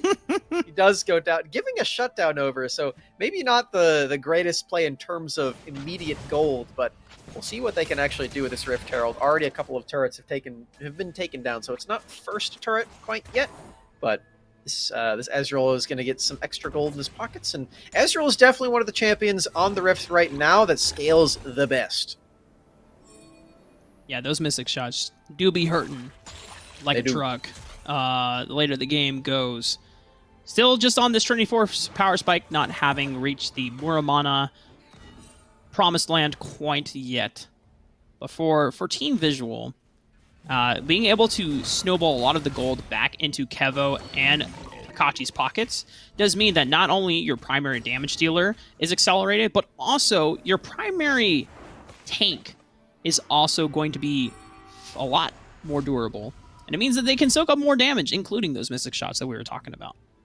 We're at another point now, though, where Kevo has the 2 new shiny crit items for Wild Rift, Essence Reaver, and Solari Charge Blade as a combination. Those auto attacks are going to deal a lot. Very similar to the Mystic shots that also do be hurt. Drake up. Kevo has the package ready just in time, but Team Snow did steal it away last time, so Visual will have to be a little bit more direct with their approach. Easy Clap technically does have a level above Prototype. Has a little bit of a smite discrepancy. Oh, it's going to be huge. Ouch! Can you smell the napalm in the morning? And Toki's going to go in for the engage, but he doesn't have really anyone else to follow up. But just as I say that, here comes the rest of the team members for Team Snow. Cataclysm is going to lock down Cosmic and Akachi right under the tower, but the turret can't protect you from Easy Clap as he forces Akachi to flash away. What? Team Snow, so much poke from so far away. Jiggy and Sin aren't even on the screens for Team Visual, but they still take thousands and thousands of health across the map with their ultimates. And Team Visual just can't fight after that. They have to give up all these kills. They have to give up the Drake. And it's looking like they might give up the mid lane turret too. There's the Herald. All the siege damage from Ziggs and Ezreal is going to prove very effective. There it goes. The gold swing in favor of Snow is here again, and it's here to stay. There it goes.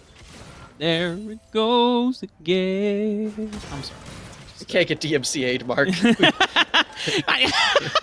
You flatter me, Smax. I don't even know if that was on the right I don't want to key. risk it with these guys, okay?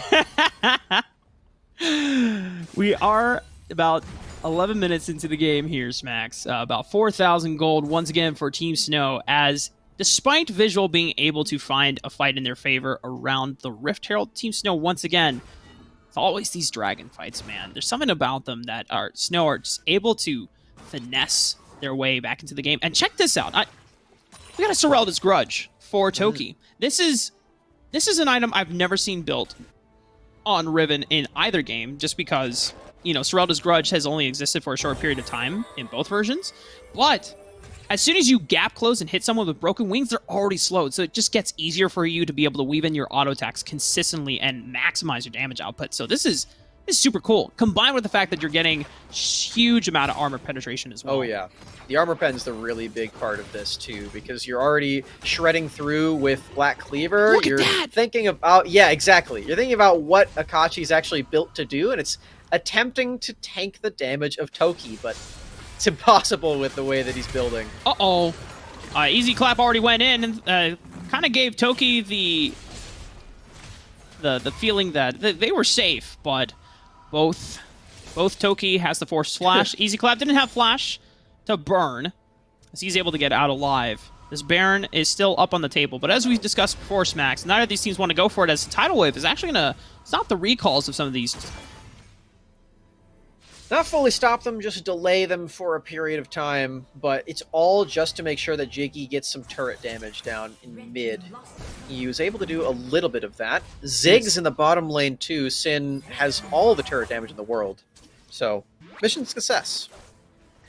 Yeah, great coordination from Team Snow, just being able to delay the recalls from Visual, ensuring that they are able to get more turret destruction damage, as even though we don't have Tristana on this composition for Team Snow, Ziggs is very, very handy when it comes down to just wiping turrets like Balsa would. I mean, he doesn't wipe them out. He literally explodes them. He blows them up with all of his bombs. It's not like a woodcutter. He is a fan of the pyrotechnics. You know, I imagine it's kind of similar to, did you ever see Harry Potter and the Deathly Hallows, Part 2? Yeah, I did. You know the part where Seamus blows up that entire bridge?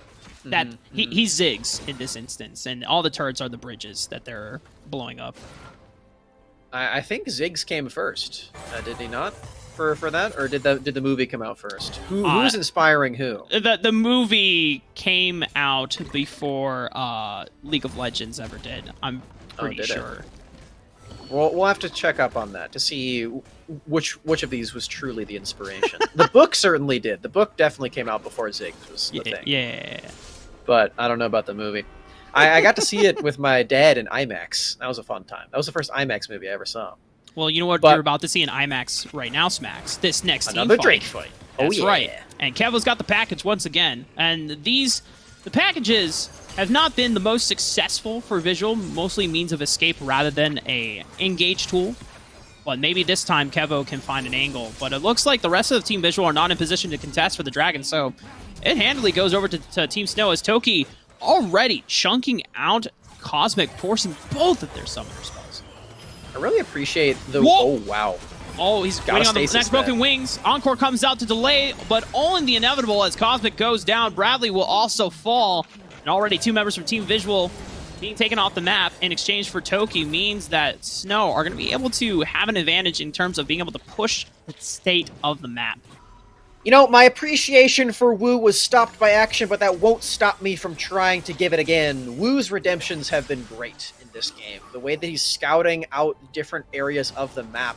Because for those of you who just come from PC, you don't have access to something like a blue trinket. You only have red and yellow, so you can't really get long-distance vision very easily, but Redemption is one of the ways you can do that. And I love the way that he is manipulating where that actually is and just giving Team Snow a lot of extra access from long distances away.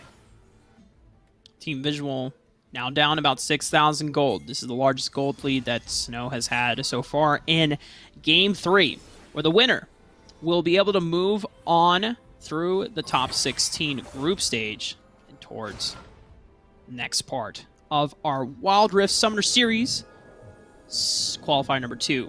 This is still day 1, as our top 8 will begin tomorrow. But for today, we are just covering the top 16 group stage. Team Snow definitely want to make it through the next round, as they came so close to being able to make it into top 4, but Another 1-for-1, as the ultimates from Sin have just been so deadly across the rift. Toki, though, again, the word continues to be confidence for him. He is still going for a lot of plays, just chest puffed up, head held high, knowing that he's either going to die heroically or get a pentakill. Either one is acceptable. Oh, massive 3-man knockdown from Bradley, but do they have enough follow-up? Oh! I got it! Prototype seals the Baron away! And Kanji is also in the backline, just causing so much chaos and disruption. But he and Prototype will go down. Keva was not able to get into the backline, but the Baron is on their side, and that will stall out the game. A tragic steal for Team Snow. They won't be able to close out very quickly as we're getting to that 17-minute mark, as Kevo does still have one Baron buff alive. But Team Visual, that's exactly what they needed to keep themselves afloat.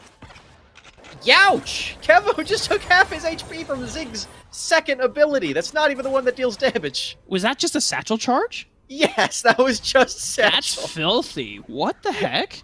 Yuck. This champion is so broken. See, if we weren't on a family-friendly stream, we'd be saying more, something like that nature. But we have to keep it clean for the Mark, audience at home. You don't have to mention that, You can just Hey, it's implied, I think. Sometimes it's not, Smack. Sometimes people think that we're just PG because we were raised in. I live in Utah. Everybody's thinking it was Ziggs, Well, see, I live in Utah, so like coming from like a Mormon family household, we have a bunch of replacement words. So like we say fruitcake, and among other things. So like, what the fruitcake, So it's. Well, you should have bleeped that, man. I don't know if that's safe.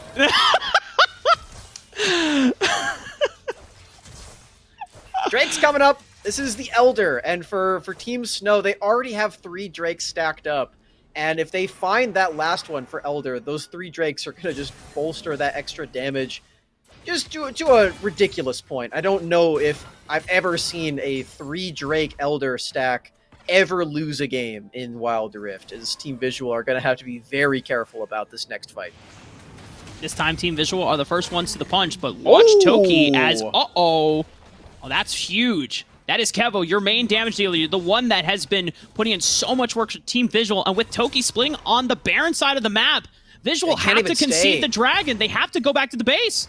Yeah, they can't even stay around for this. They have to make sure they don't lose out too much across the map. Toki, now realizing that this is happening, he's like, again, guys, go and take the objective. I've got 2 of them here. It's going to be all right. Have to be worried about Prototype. He's had clutch steals. Oh, he can't get in time. It gets burned down. Team Snow, an Elder 3-stack dragoned up buff. Oh, man. This is going to be... the Ziggs was hurting before. Yeah. Oh, no. This is going to be quite the mountain to climb for Team Visual. They might find a pick onto Toki, but watch the map here. Team Snow, they are pouring through the mid lane. They're pouring through the dragon lane, and Toki and Wu have been able to dissuade and fight back against 4 and 5 members here successfully without dropping anyone. And the turret destruction, the base destruction is coming in from Team Snow. It's so much damage, Rafaa. You can't fight all of these dragons. Team Snow, all the members in the base. Holy crap! You can't do anything about it. Keva, 1 shot at his Nexus. I'm speechless, Max. This is so crazy. This is so hard for Team Visual. They are 15,000 gold down. I mean, if they are able to come back for this, I will laud them on Twitter. I will give them all the praise. This is Team Snow's game to win now. This is the purpose that Elder Dragon has in Wild Rift, Rafaa. It is to win the game. Team Snow have taken all of the dragons. There are no more that will be spawning for the rest of it. They might be able to take a Baron as well, just to bolster that confidence just a little bit more, because Toki's certainly got it, but the rest of Snow are being more gracious and more careful. At this one, more calculated plays are happening, clearing out the vision for this Baron. They want to make sure they're avoiding all risks. We have full builds from the 2 carries in Sin and Jiggy for the side of Snow. And at this Toki's point... close too, yeah. Yeah, even Jiggy even has that second insurance policy in the Guardian Angel, as Easy Clap has just locked up Prototype into the Cataclysm. Toki with the flank. Toki onto the back line. It's going to force the members of Visual to retreat. in fear as Toki and the rest of Team Snow, they are on the pursuit. They are on the charge. It's a double for Toki, potentially a triple. That's it. That's got to be it, Mark. The fight is just not close at all with these Elders, with the Dragon. The Nexus is falling.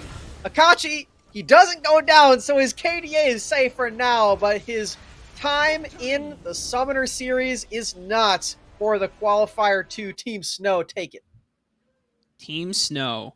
I mean, that game 2 was pretty scary and pretty dicey, and, you know, things were kind of hopeful for Team Visual there, but then it just came down to some amazing team fighting. Once again, a couple of clutch steals from Easy Clap. There was an attempt from Prototype as he did steal away the Baron and it bought some time, but the gold lead had just become too insurmountable for Team Visual to climb back up. As I think the best part of that was when Toki was pushing on the Baron lane, and then Jiggy found a pick on a Kevo. And without Kevo, how are you supposed to fight the rest of Team Snow?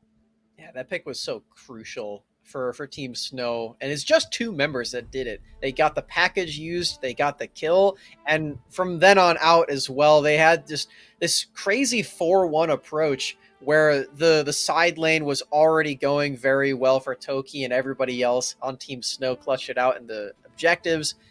Very impressive stuff from Team Snow. They make their way up to top 8. And, or actually, no, they make their way higher in this group. Yes. Apologies. We got more action in Group 1 to cover. That's right. We are moving into our next series, though. This will be the top semi of this respective group for top 16 in this group stage. When we come back, our second series will begin. Stay tuned. We'll be back.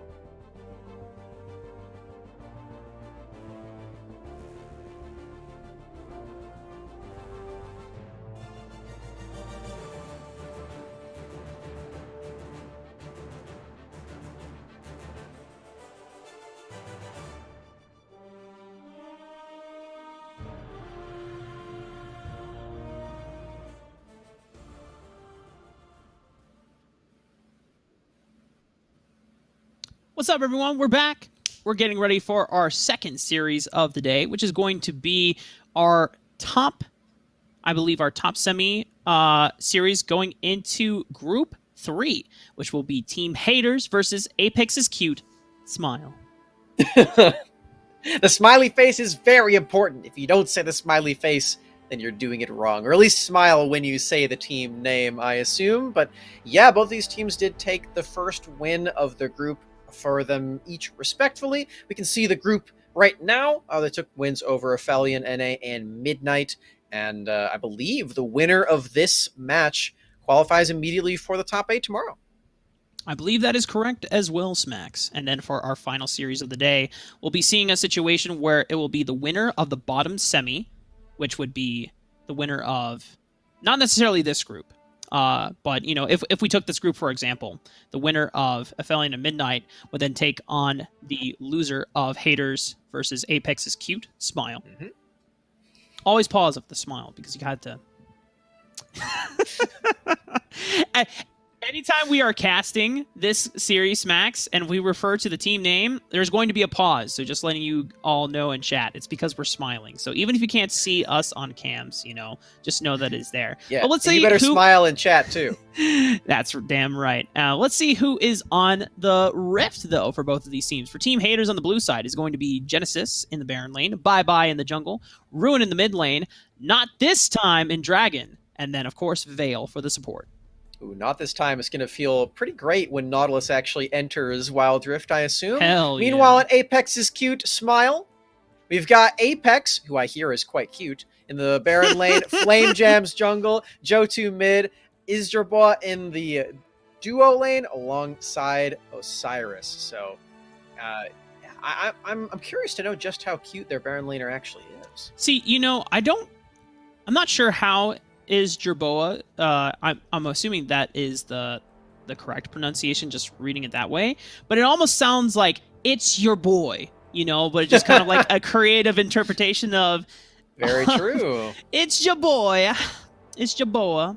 But for both of these teams, as if we are to take anything away from the previous series of what both of these teams prioritized, you know, we can expect that picks like Ziggs are pretty powerful, as the one time it was let through the ban phase, it immediately got snagged up, and you saw how much power it had in being able to not only deter teams from being able to enter into those dragon choke points with the Omega Inferno Bomb, not only also being able to clear waves, but also just the amount of oppressive poke that it had towards the mid and late game. Champ's good. Champ is good. And Damn right. we'll see if these two teams have picked up on it too. I imagine that they will have, as these teams have been playing a lot longer than we have been streaming today. The top 32 was played off stream today, and we hopped in right as soon as the top 16 got underway. So every team that's made it this far has already won a few games in their own in their own groups previously. So we're gonna get to see some of the top teams as well. And I do believe that both these teams did play in the first qualifier as well. Yes, I know both Haters and Apex's Cute Smile. As I'm going through their current match history at the moment, Isdraba has not only put in time on both the Ezreal and the Lucian respectively, but they actually traded games against Team Snow, who just won their game in Team Visuals over in Group 1. And if I'm not mistaken, because Team Snow won their effective match, assuming that Cloud9 won their match as well, Team Snow and Cloud9 will be battling out in the top semi for Group 1. And the other thing to note as well, a huge priority is for Apex for this Gragas pick in Apex's Cute. Gragas is just so good in the Baron lane, Rafa. We've already been singing that champion's praises on this stream and in Twitch chats previously too. We've been trying it in our own games because we've seen just how good it is, and it's so good on a bunch of different item builds too. We saw in the previous series just now the Winter's Approach was the second item of choice on the Gragas, the Baron lane, which is actually really unique because I've been trying to think of like what champions use that item very well. Gragas is one that comes to mind, but it's a whole different thing entirely to actually see it in action. So I was really enjoying the way that it was played in the past few games that we just watched. And it kind of makes sense, although we didn't see the tier come into Gragas's build path until later on. The fact that you are casting a ton of abilities and Gragas is pretty reliant on mana coming from the Baron lane, you're not getting that blue buff from your jungler. Yeah. More than likely, the jungler's still keeping it for themselves, or they're giving it and donating over to their mid laner or their dragon laner, depending on who needs it more for spellcast. So the winner's approach, not only giving you a ton of mana to stack up, means that Gragas can constantly throw out those fermented barrels, go for body slams, go for the drunken rage as well, as the first game of the second series between Team Haters and Apex's cute smile is about to begin. Gotta get the smile in there every time. We're in the draft, and yeah, we're gonna see where the priorities lie, because some of the champions that were banned in the last series that we just watched are not the same ones that I would personally ban myself. I know you and I did some practice drafts before we actually got started up on the stream, just to get a taste of how this operates, and we saw a lot of priority in what we were doing in Fiora, which we mentioned a lot in the last series that we watched. Those two teams did not care for Fiora. We'll see if either of these two teams do, though, as Camille, again, is going to be banned. We haven't seen that champion yet. It's way too good. I mean, we've seen Fiora not only dominate Baron lane, but we've seen it, because it's so powerful, emerge as a jungler as well over in the C region during the... I'm trying to remember the tournament name. It was some type of finals event. Gosh, the name escapes me at the moment, but still, it was... Seeing a jungler come out in the name of, like, a Fiora is still, like, something that perplexes me. But as we said before, because of the way that jungle works, so many melee champions, because of the splash damage and the passive cleave that you get on jungle camps, things like Fiora, things like Wukong, things like Irelia and Riven are able to naturally function well into the jungle without really any difficulty. Right. And you and I have been watching a lot of the streams of some of the players that are in this tournament or that have qualified. The one that we've seen the most of the jungle has been Tybe, and he's been pulling it out. Now, granted, he is smurfing on stream, so he's playing against players that are not quite in his skill bracket there, the jungler for NME, but he did still make the Fiora work in the games that we watched of him. So, yeah, just really good champion, but not being banned away quite yet. Yeah, Tybe is the jungler for Enemy, who did qualify from the first qualifier as one of the top 4 teams. And in fact, Team Haters was denied into the top 4 after being knocked out by Enemy, I believe, during that top 8 bracket of day 2 of last week's qualifier. As I'm going to get a chance to just kind of refresh our minds here for the champion picks priorities. As we've seen, the pick and ban phase is going not slow. Both of the teams are taking their time and fully understanding and thinking about which champions that they do not want to have to face against and get ready to prioritize. As Haters taking away Ziggs and Lucian on the blue side means that I wonder if they want to prioritize something like a strong jungler for themselves going into this first pick. The Corki first pick is something that we saw previously too. Could be the option. The items really do seem to be favoring that champion quite a bit. Diana is going to be the ban, though. We already mentioned that it can sometimes struggle in the jungle, but still a very potent mid laner, so Ruin not going to be able to play that. And again, Fiora is up. We're going to keep reminding everyone that Fiora does still exist. Same with Pantheon. We're definitely really big fans of that champion. But as far as champions that we've seen so far today, Corki is still here. Ezreal's still here. Gragas is still here. So those are the really big ones. But no, it's Galio. Galio. We saw this dude as soon as he made one game appearance in our prior series. No more for the rest of the other 2 games, as something that we missed out on Smax, but that Righteous Glory enchant was the first thing that Wu rushed in game 1. And it was real good. It was so powerful. So I imagine that Veil is going to do something similar. But Apex is cute. Hey, Apex and Gragas. He gets it again here. Yep. Haters not denying that away with bans or first pick. We'll go over to Apex and Flame Jam playing Jarvan too. This is the same style of champions that we just saw, where they're diving in, they're landing these big ultimates, they're disrupting the entire front line and sometimes the back line too. And speaking of back line, we now see what Apex's cute smile is going for in their backline with Ezreal and Nami. So lots of poke there. They will have to match this very powerful Corki, though. It's quite a lot of poke, and There's this is what I was. This is, ladies and gentlemen, we got him. I knew that our big brain casting draft analysis would come in handy eventually, Rafa. We've got Fiora. And we also have Twisted Fate, which is another champion that we've been pretty high on. In some of our ranked games, too, this champion's been really good.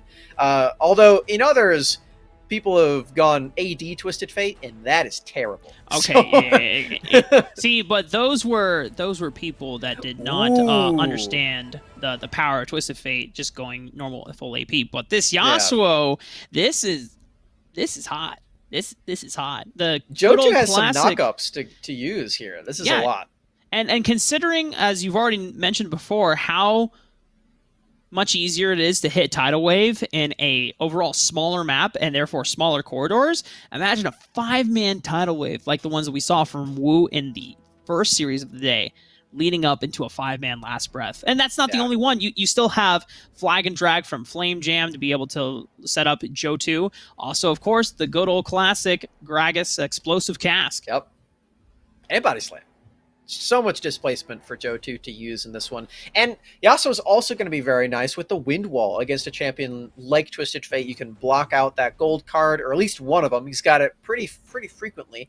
And you can also zone off a champion like Corki that Not This Time is going to be rocking today. So this Yasuo, very high execution required to make it work, but you can see the pieces around it that are really easing it into that zone where it becomes a little bit nicer to use and can offer a lot more that we end up seeing from this champion, especially on PC with these combinations like the Gragas Cask. We load up onto the Rift. Just kind of going through the compositions once again here. For Team Apex, it is that wombo combo. You do have some range and powerful disengage options in Apex's Explosive Cask and the Tidal Wave, but also they're great pick options, and of course, with great disengage options, they also set up nicely for the Yasuo Last Breath. So Apex really have a lot of fluidity in being able to determine whether they want to start fights or disengage from fights, whereas for Team Haters, you're kind of only going in as Wukong and Galio. You can try and stop fights, but it's not as strong when you're on the retreating end. But I'm really looking at the split push power and the global pressure that Team Haters can bring to the table. That's what Fiora is all about. That's what Twisted Fate's all about. These solo laners that Haters have locked in for themselves are the ones that have most of the power until late game. Then Not This Time on Corki will be the big threat. But we're not in late game yet. We got to see what they have in store for us before that stage happens. Xavier is in the bot side of the map on Jarvan and trying to clear out the vision. I don't think he spotted the ward that is over the wall. No, he didn't. So that one's still there. Haters still tracking where the enemy jungler will be. Taking some time here on the Rift as Flame Jam, aka Xavier, delayed a little bit of his time to take camps, whereas Bye Bye went for the crab onto the top side of the map, just trying to protect and provide vision for Genesis, as early on, this Fiora can be slightly exposed and doesn't have as much dueling power until, of course, you get access to the Grand Challenge. You are able to have decent sustain thanks to the Grasp and the Vital Procs, but if you are ever overextended and then Flame Jam comes your way and you've already burned the riposte, then you are a pretty dead Fiora. Like now, you know. If Flame Jam was in the area for the next 10-15 seconds, that is an exposed Fiora. It's going to be true as the entirety of the game. Fiora has to be careful with the usage of riposte. much shorter cooldown on wildrift. So that's one of the reasons why she is so powerful in this game. But it's still a long enough cooldown where you have to be worried about it. Johto voiding that gank very well. Yasuo just so mobile. You can't gank him very easily, and hitting level 5 means that he has access to Last Breath, so it's even scarier to do so by leaving and just trying to make sure that Ruin does get at least one nice recall off, which looks like he does. Look at the way that Flame Jam is pathing around. He knows that he can't necessarily go through the river, so he has to snake all the way around the rift, the Scuttle Crab. And now I'm pretty sure he's been in position for Genesis before Flag and Drag comes in. Cataclysm comes out. Riposte comes a little too late, but Genesis has already burned the flash. It's the turret shot, and this is the global power that we're talking about. Ruin coming in to help Genesis, as now Apex is on the run. And truly, for Flame Gem, he kind of gave himself away using that vision plant over that wall, trying to clear out the vision. But even if there wasn't any vision, it's still not great to do that because you're the only person that could have possibly popped that potion, or that, not the potion, the plant. So giving himself away a little bit before the play even begins gives Ruin enough time to teleport on up there and make the response super clean. Slight gold advantage now in favor of Team Haters, about 1,500, almost 2,000. As this will not only net Rod of Ages surely for Ruin. This is going to be a nice item for him to pick up, as one of the things as playing Yasuo, you do have a little bit more laning agency, just being able to get in the face of Ruin, but Rod of Ages get a lot more durability, just being able to stack up the HP just from the passive. Speaking of Rod of Ages, we're seeing a very different approach to Galio support from Vale. He's also going for Rod of Ages, so not really focused on the engage aspect of the kit, instead trying to deal as much damage as possible, as they have a lot of magic damage on this team. No package available. Wait, Genesis is here. I don't remember him coming down here. Grand Challenge comes out. The Dragon has already been secured for Apex.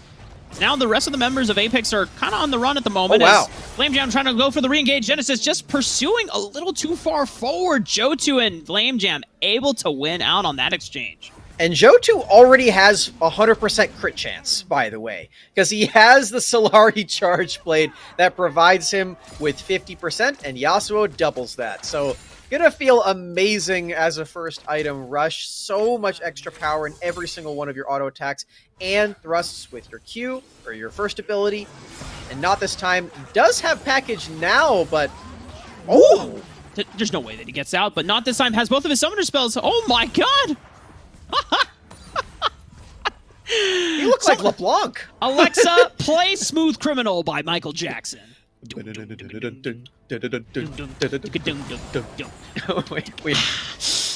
Back to threatening some DMCA action. Ezreal, are you okay? Are you okay, Ezreal? It's a shame that we don't have Annie in here. Then it would have been perfect. Damn. Oh, yeah, wait, Alexa actually started playing Smooth Criminal. Oh, no! Alexa, off. Okay, we're fine. I started feeling the desk shake, and I was like, what is that? And she's always listening. Meanwhile, speaking of always, not this time, once again, finds a solo kill. Looked like Osiris was just wandering around in the river and gets routed off. This pick of Corki is proving to be very, very powerful on the Rift in all of the games that we've seen it so far, and not this time is making it his own even, playing it in the Dragon Lane as a duo and playing it like an assassin, just diving in with the package, diving in with the second ability even when it's not package, and all this mobility has been so crucial and so clutch for finding all these early game picks. It's making sure that haters still have that early advantage despite the earlier picks off from Johto. The gold lead has been slightly shored up here, thanks to the trade that Apex was able to make after the Dragon fight.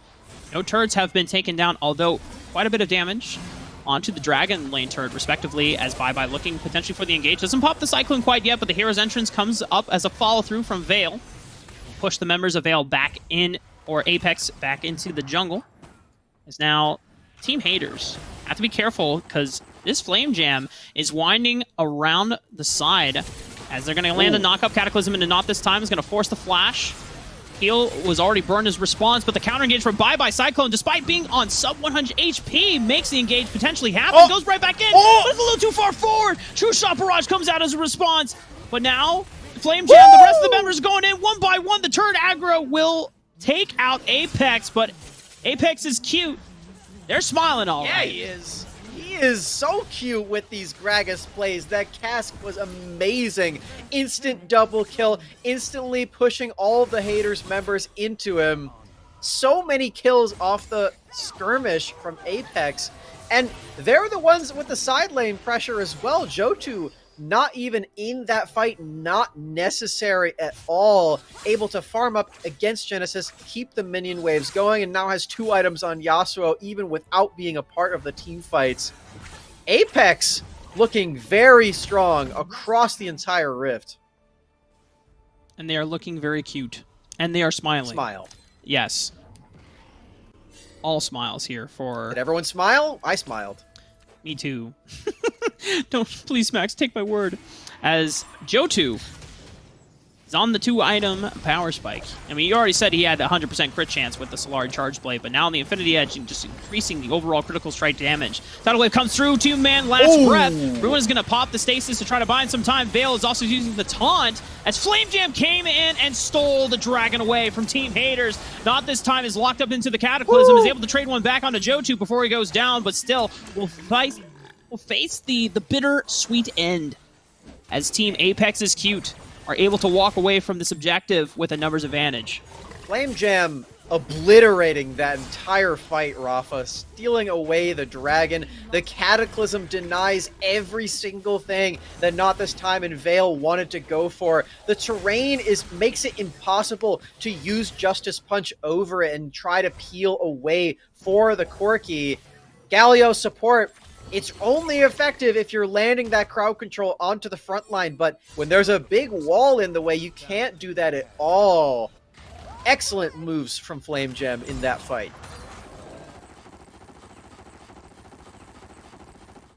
About 10 seconds for the next objective on the table, which will be the Baron buff. I don't believe anyone was able to secure the Rift Herald. Or actually, I believe that's what's currently moving up on the Baron side of the map right now. It is, yeah. See the little purple eye up there? Yep. That's what I was thinking it was. I never have looked at the mini-map whenever in spectator mode, because normally when the Rift Herald spawns in game, you just see the giant purple arrows throughout one lane. It does that in this one. It does that in this too, but we must have just missed it there. But it was spawned up there. You know what I actually really appreciate here, Smax, is actually the GA rush from Flame Jam, as they're going to try to find a route.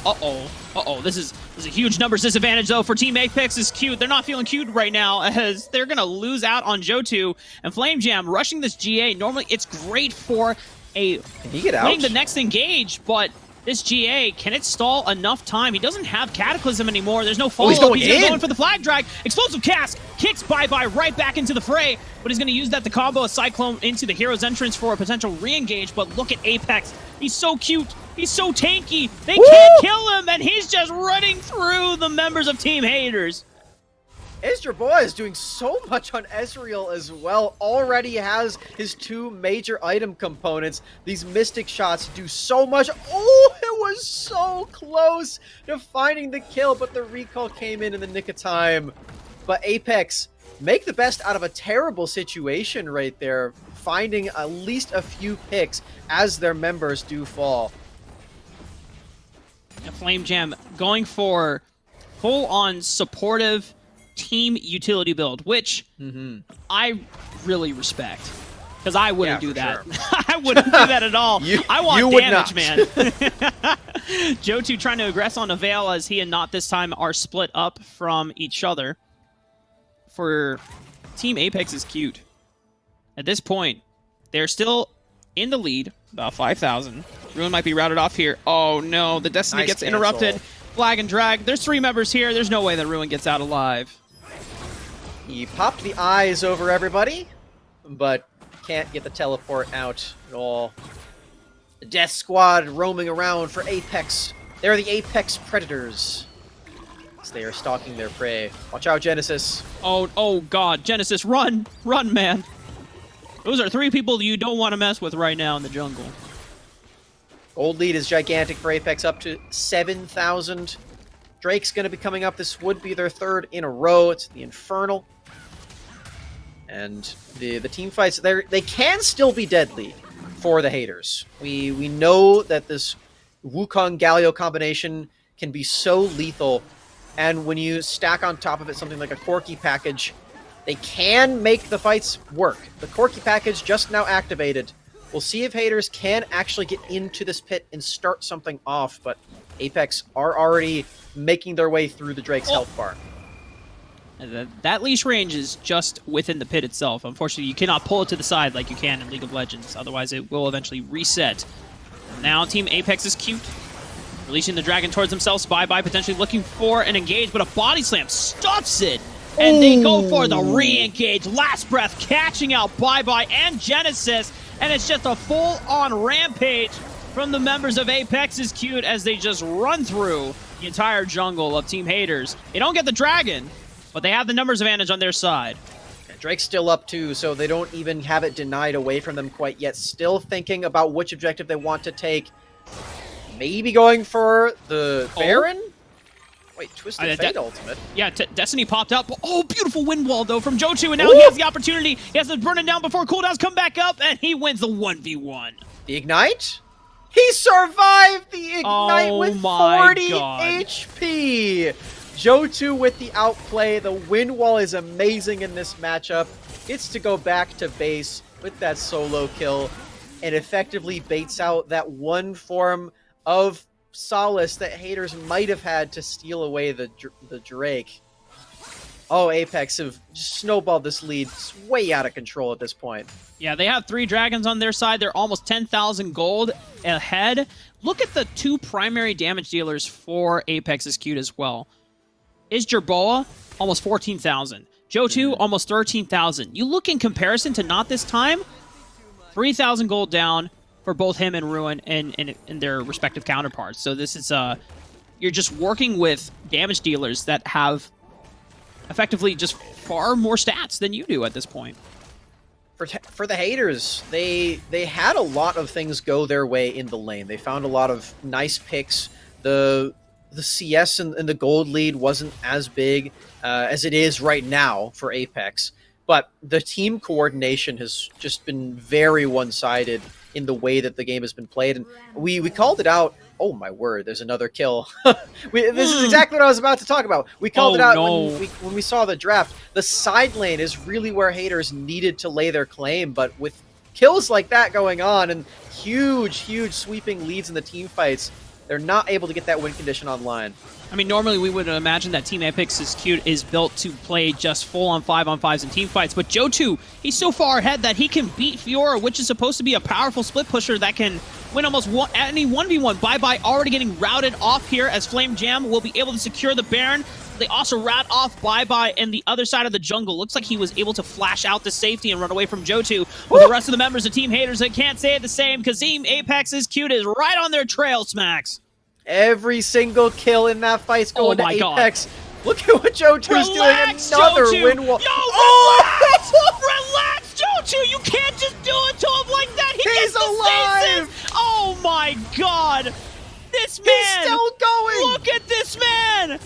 Relax is not in Jotu's vocabulary. Apex win out on another crazy fight. Their Yasuo main stays alive, and Apex sure as hell are cute. Smile.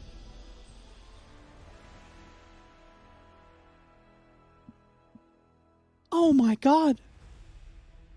What the heck? What?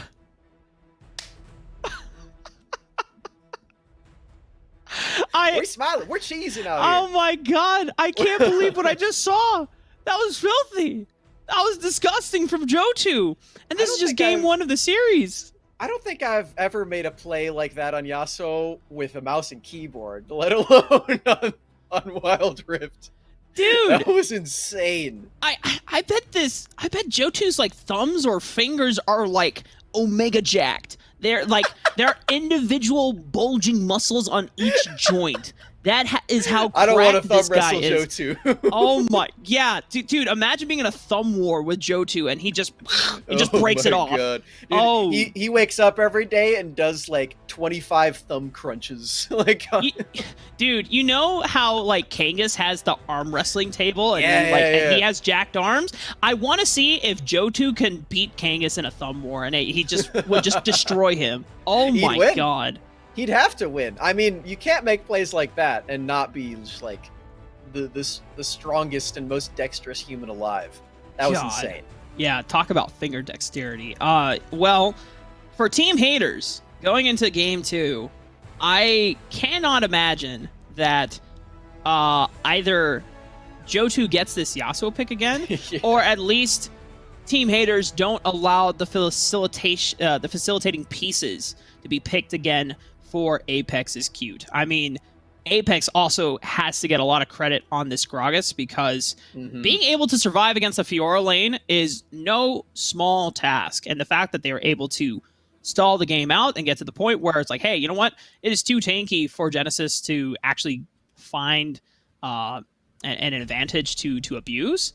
And then the rest there was history. I don't even think that Team Haters could get a chance to really enable their 1-3-1 split push fantasy out. I mean, we mentioned in the draft that when you draft a composition like Apex's cute Smile did, you need to have a very skilled Yasuo player. You can't just put all of this together and not have that major damage dealer because you're not really getting a lot of magic damage on this team. Your main source of damage is the Yasuo. And Isherboa, who also had amazing team fights. Yes. I don't want to forget about him. This Ezreal was amazing. But you do have to be able to snowball team fights. You have to be able to find the lethal last breath activations. And they did it so creatively. I feel like they used every single displacement that they had at their disposal, at least at one point, for the last breath. I saw the Yasuo Tornado, I saw the Tidal Wave, the Flag and Drag, the Gragas Ultimate, every single thing. Everyone was so ready to put Johto in that backline and activate his skills on this Yasuo, which are so clean. And I think that's an overall interesting conversation to have about Wild Rift compositions and the meta as we watch the Summoner series unfold over the next couple of months here, Smax, because this is an example of a composition where it was a two damage threat composition, right? And normally in Wild Rift, to be honest, we've been kind of seeing like multi-threat compositions or quad threats or triple threat like compositions. 5 sometimes. Yeah, or sometimes like Seraphine support. Yeah, or Lux support, right? Sometimes it's just all damage and there's not a dedicated tank. And sometimes you just damage overload and that works because even if you take down one member, there's another member who has just as much resources allocated to them so that they can either deal with people in a 1v1 skirmish or they can clean up and contribute a lot of DPS throughout a team fight, right? But when it comes down to two dedicated damage sources, then they need to be protected at all costs, and basically the huge responsibility is on them to make sure that they are maximizing damage output, whereas, you know, for the other members, it's like, I mean, you looked at Jarvan for Flame Jam, he went a very, very conservative build. GA into Thornmail. Yeah. He didn't even go for Conquer. Yeah. He went for Aftershock. So he knew, is like, you know what? I don't need to do damage because Isjerboa and Johto are going to maximize it for me. I just need to be a body to soak up damage. And it's not like Flame Jam was mechanically bad at Jarvan either. We saw those early 2 ganks set him team up so well, and then the team fights, he denied so many plays from Vale that they tried to go for to peel for not this time on the Corki. So skilled with every single member here for Apex's cute Smile. And these like team fighting teams is exactly what I wanted to cast Wild Rift for, is just to see all of this like pure mechanical nonsense that we're getting from these guys, and Apex is definitely delivering.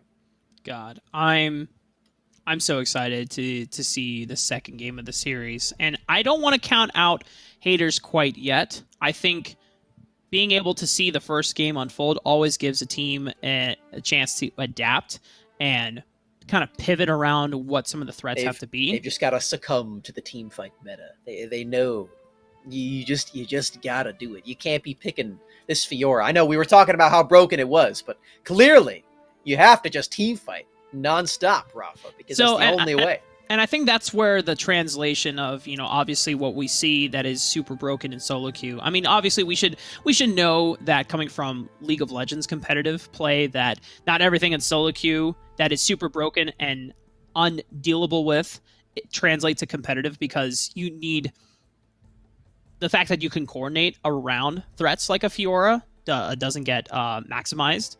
Same thing with things like Kha'Zix as well. Like, Kha'Zix and Rengar junglers that, like, in solo queue play can be terrorizing to deal with. Evelynn as well. But then when you go to competitive play, Evelynn doesn't get a chance to exist in this, because then you can say, all right, you know what, guys? We're invading level 1, and we're not letting Evelynn ever play the freaking game. Yeah. Apex's Q actually did go for a level 1 invade. It got stifled immediately, but they did still try it. And I think just going for every opportunity that you can and making sure that you're exploring all options is very crucial for a team like this. And in a best-of-3 setting, you do have that room for error. You do have that one game that you can drop. And then if you do, you can play it a little bit more safe as the series progresses. And that's going to be true for haters. They took a slight risk. They picked that Fiora a lot later on. And as you said, it's easier to punish when you're in a coordinated setting. And we're just going to need to see what they actually decide is the problem, because something clearly is. I personally, for me, I was really impressed with the early game from Not This Time, although he's playing Corki, and I feel like if you're having such a dominating early game, maybe something more aggressive at that stage of the game is going to be more helpful for you. So maybe something like a Kai'Sa as well, especially if Azure Boy is going to be playing Ezreal. Kai'Sa is a very good matchup into that. Yeah, I definitely have to see all this unfold. And obviously it's going to be up to haters, as they're going to be taking the red side for our second game of the series. Potentially could be the last one if Apex's Q is able to close this one out in dominating fashion. I'm going to give a quick update, Smax, as we are in Group 3. Felion NA did drop the last match against Midnight. They went 0-2. So that means Midnight will be able to await the loser of this matchup between Team Haters and Apex's Cute Smile to make a chance for that top 8 bracket that would begin tomorrow. It's exciting stuff. Of course, as is still true, the winner of this series does immediately go to the top 8, so they don't have to worry about another series to play. Very true. Apex's Q already at match point, trying to secure that one. We'll see if they actually do take the full sweep, as so far our series have been entirely best of 3, going the distance, with a sample size of 1. So keep that in mind for Rafa and I. But haters have now the chance to make that continuously true. Yasuo banned. No more Yasuo for Johto. I think when you're in a landscape like wildrift and you only have 3 bans instead of the gracious 5 bans that we get in the the League of Legends PC version, then you can't ban out Gragas, Nami, Jarvan, and Yasuo. You just like, you know what? Let's just get rid of this pick, man. Yeah. I mean, it's the best decision, I think. And for Apex's Cute, they're even taking one of their bans to respect what Vale was trying to do on Galio, removing that one. That was the first pick for Team Haters. So potentially just respecting that it not only could go to Vale, but could potentially be a mid lane pick for Ruin too. I like that they're adapting to that, because for Apex's Cute on blue side, they don't really have to ban all of the OP champions. They can leave up something like Ziggs and then first pick that one for themselves this time. Haters decide to, you know what? Hey, get Flame Jam off of that Comfort Jarvan pick. I mean, ban it all. Dude, sometimes that's the best thing you can do. Just try to get the enemy opponent off of all the picks that they just won. You know what? Yeah. I would ban the Gragas. I think you gotta... you have to either imagine if Apex is cute, smile, that if they're going to go for the Gragas first pick, or if they're going to go for something like the Corki, as not this time was able to. Oh, so you know what? Apex is cute. I think they're setting up for Corki right here, and they know that haters would automatically get Gragas on the return to pick side, so they're making sure that they don't get as powerful response picks when Apex go for the first pick.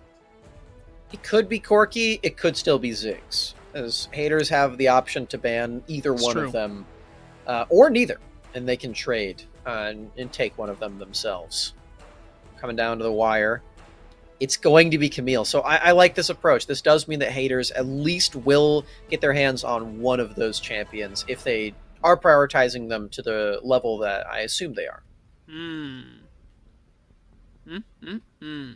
Ziggs, Corki. Lucian is also up if That's true. Joe 2 wants to go into the marksman AD route.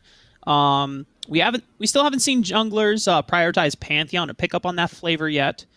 Wukong. That's also not a team fighter though, so maybe everyone's just fully committing to 5v5 mainly. Yeah, fair enough. All right, well, Apex decided to go for Corki. Yeah. As we can technically see this either in the mid lane for Joe2 or for Dragon Lane and Isjerboa. I imagine that haters would like to respond with Ziggs, and then probably their jungler of choice. They could go with Twisted Fate again if they want to do something like that. I don't think that was too bad for Ruin. Okay, so Ezreal and Senna are going to be the locks. Game. It is our first Senna game, so this is a champion that is technically a support, but also a marksman at the same time. You don't want to be farming in the bottom lane, the Dragon lane, but you do still want to be there to pick up all the souls. And for Not This Time in Vale, they're showing that they want to do that from afar, as these two champions are very ranged focused, and they want to keep their distance away from whatever Apex's cute smile is doing. And what they're doing is much the same that they did in the previous game with Nami and another dive threat. Flame Jam is going to take the monkey this time around, not having access to the Jarvan, as the Cyclone is will be a powerful engage tool for them. Nami also combining. So you got double knockups with Tidal Wave and Cyclone. Now looking for haters, you're looking down the list of junglers. We've seen things like Xin Zhao, Vi. Vi is probably the easiest one to execute if you want to go for that. There's the Xin, and there's the Lucian. Good call. So Lucian will be a solo laner this time. Whether it's going to be mid lane or Baron lane is up to the haters to decide. They still have counterpick, which I appreciate.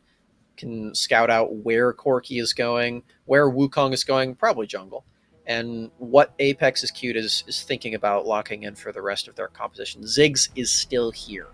And I feel like for Apex is cute, they do still have a lot of poke with Corki. I feel like it wouldn't be too out of the park to lock that one in.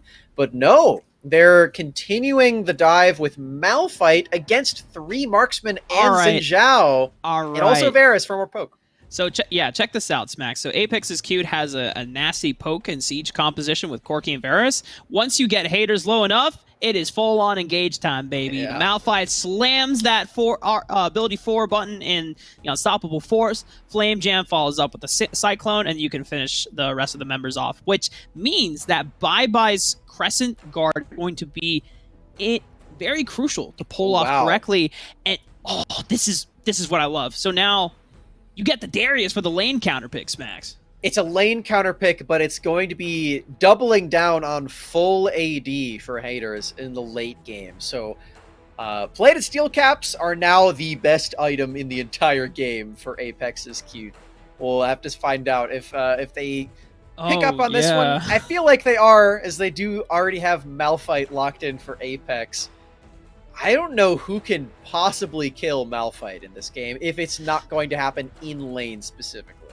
I think as haters, you have to get off the ground ASAP. Otherwise, it is going to be so difficult for Malphite. Otherwise, if you're Ruin and Not This Time, you are rushing Mortal Reminders very early on. Because I believe we still don't have Lord Dominic's Regards as an item in Wild Rift quite yet.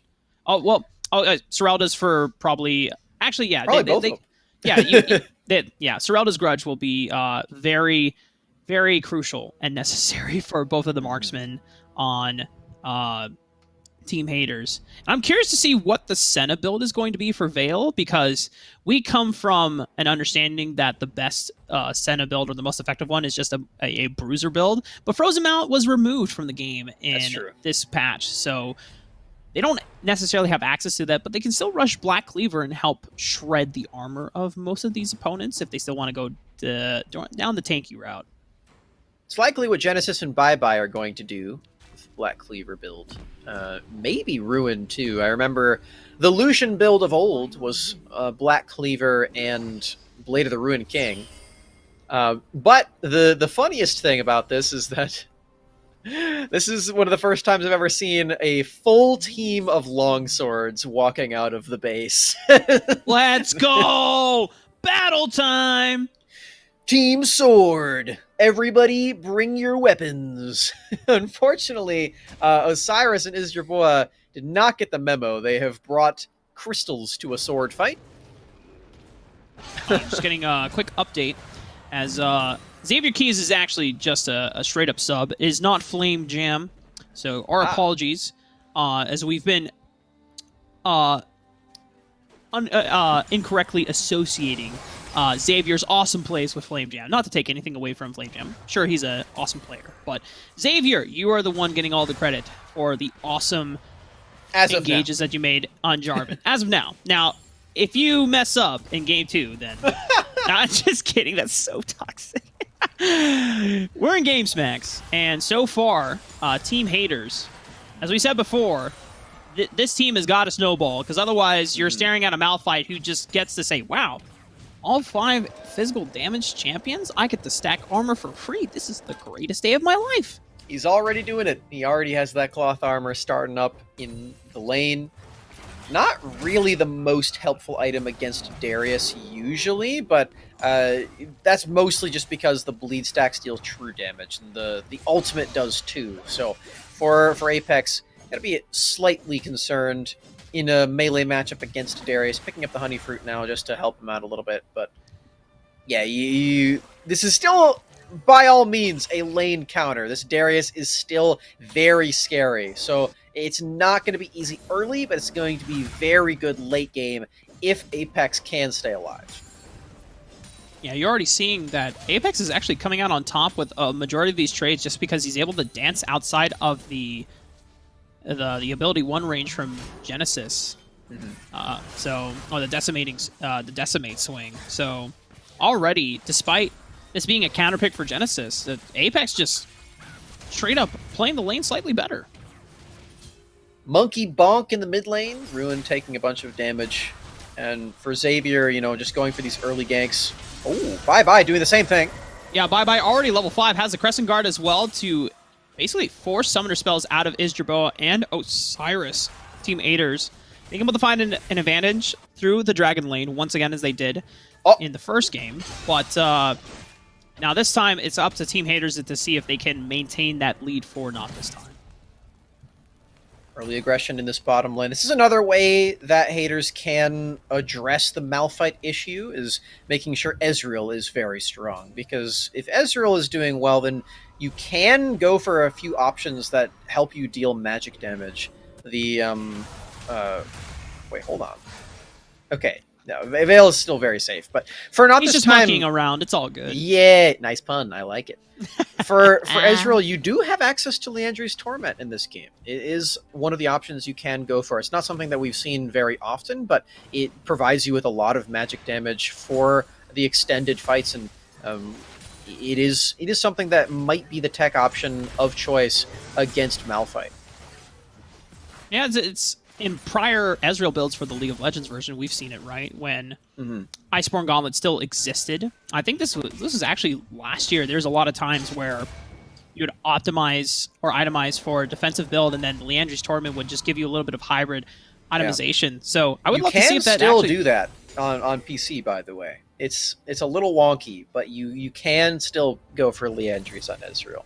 Oh, so do you just...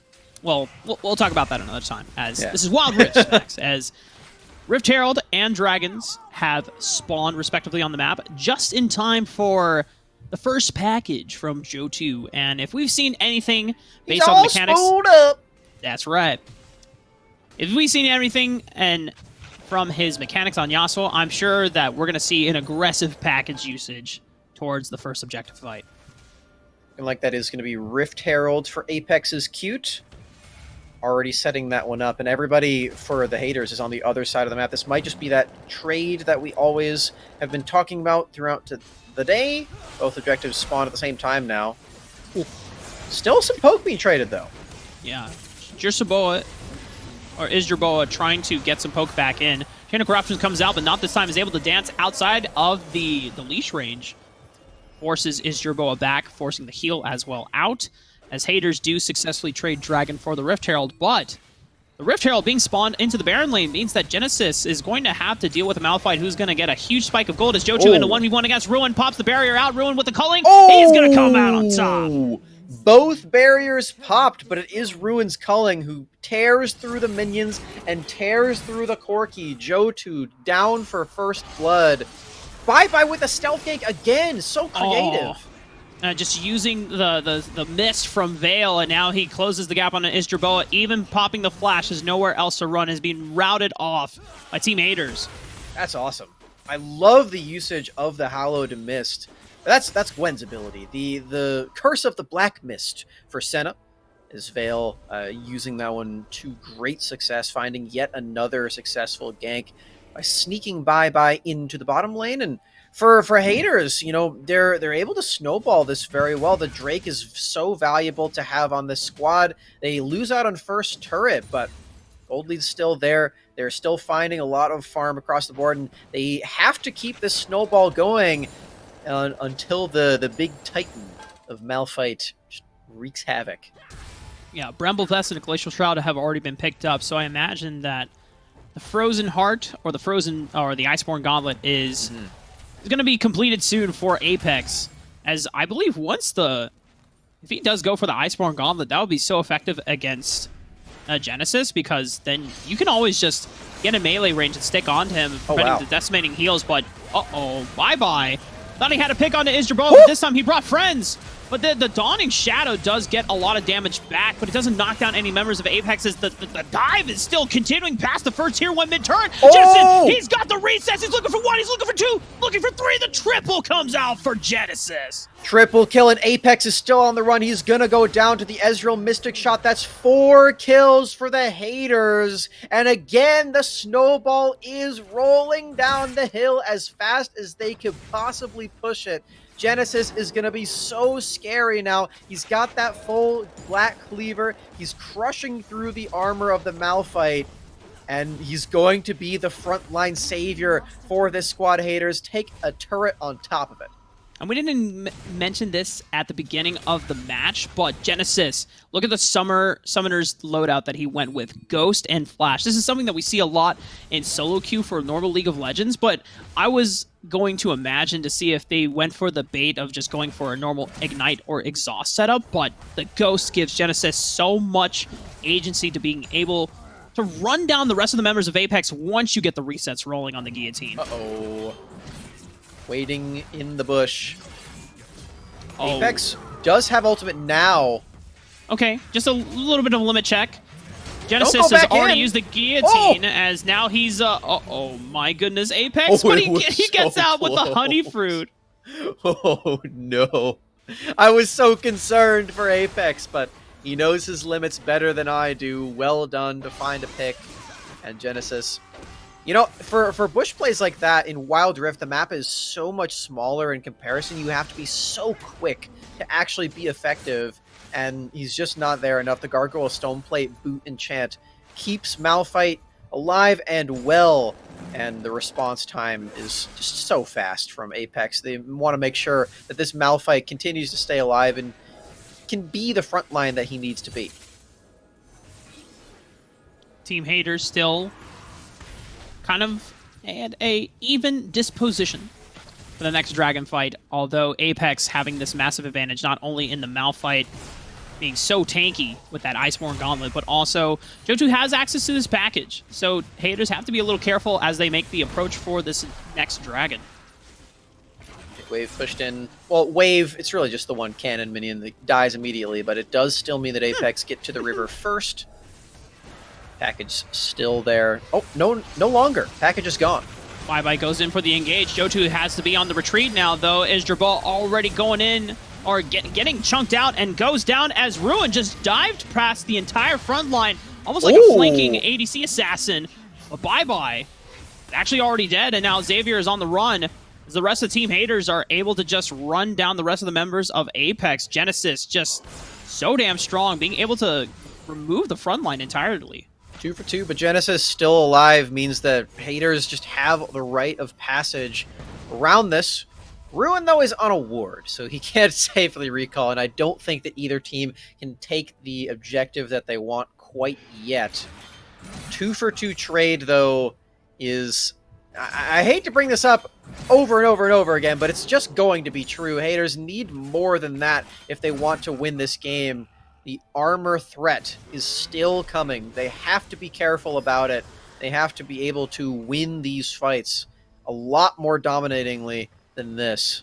And, you know, Not This Time is actually going for a utility build. He has this Iceborne Gauntlet. Might still be thinking about that Liandry's tech that I was mentioning before. I mean, it's nice to have Whoa! Massive two-man knockup. There's going to be huge tidal wave on the follow-up and massive damage coming in through Team Apex. They're just running through Team Haters, and Genesis can't get resets. He has to be on the retreat. Ruin also falls under the tower, and the dragon is their prize. The ultimate crowd control from long distances away. Tidal Wave and Chain of Corruption. These two abilities have been put to such good use all across today in our games that we've seen. Johto on the run! Dodges out on the Mystic Shot, and that's going to be the dragon. Clean fight from Apex. Nobody dies on their squad, and they've put a stop to that snowball, and now the gold lead's in their favor, and they've got the scaling advantage, Rafa. This is the one time where Apex are able to force the fight on their terms. The Chain of Corruption setting up beautifully for that unstoppable force means that Team Haters are not able to actually deal properly and get some additional poke down from Not This Time before the fight even begins. As we saw last time, the Dawning Shadow and the True Shot Barrage was what chunked out Isjabal and set up Ruin for great success in the previous fight. But now, Team Apex and Team Haters, even once again, I mean, we talked about it before, Smax, you know, the scaling factor is on Apex, but Haters are not quite out of this game yet, but time is a-ticking. Certainly is. As time tends to do. We don't have Zillion or Echo in this game quite yet, so the time manipulation isn't there yet. Up in this topside river, though, Apex and Xavier taking some hits. And with the Baron up, this could be a little tricky, but Corki Package is going to make it easier for Apex to actually maneuver around this, even with the health bars being low, and not to mention the healing up from Osiris. Looking at Team Haters, GA available for Genesis. Also GA available for Xavier Keys, so main engage from Apex. Oh, watch out. Oh my god, Apex. They don't see him. Don't do him dirty like that. There it is! Chain of Corruption's unstoppable force over the wall. A beautiful two-man bubble to follow up from Team Apex is cute, but there's still a turret that they have to annihilate before they can continue the dive. As Xavier Keys makes the clutch engage before eventually going down to the wall. They burn down the GA from Genesis. Doesn't go down, but health bars are extremely low for Team Haters as, oh my god, Isjabal. Ruin goes back in for the 1v1. He has to flash away. Yeah, you can't dash in like that without finding the kill. You have to flash away if you get into that situation. The health bars are so low. Bye-bye, Not This Time. Trying to get back in. There's the Mystic Shots. Oh, Osiris is isolated. Apex can't help out, but he finally body blocks as the Mystic Shot goes a little wide. Bye-bye, Not This Time. Almost getting the True Shot Barrage. Man, the escape route dodges out on True Shot Barrage just barely. Not This Time can't complete the recall. I think it's going to be all right. I don't know if anyone's going to die quite yet. It's 9-9. Both teams, you can feel it in the air that the tension is just... Yeah, you got to take a breath when it gets down to right now. Even us. I mean, I'm clutching my pearls at some of these fights. I was literally clenching something else as well, Smax.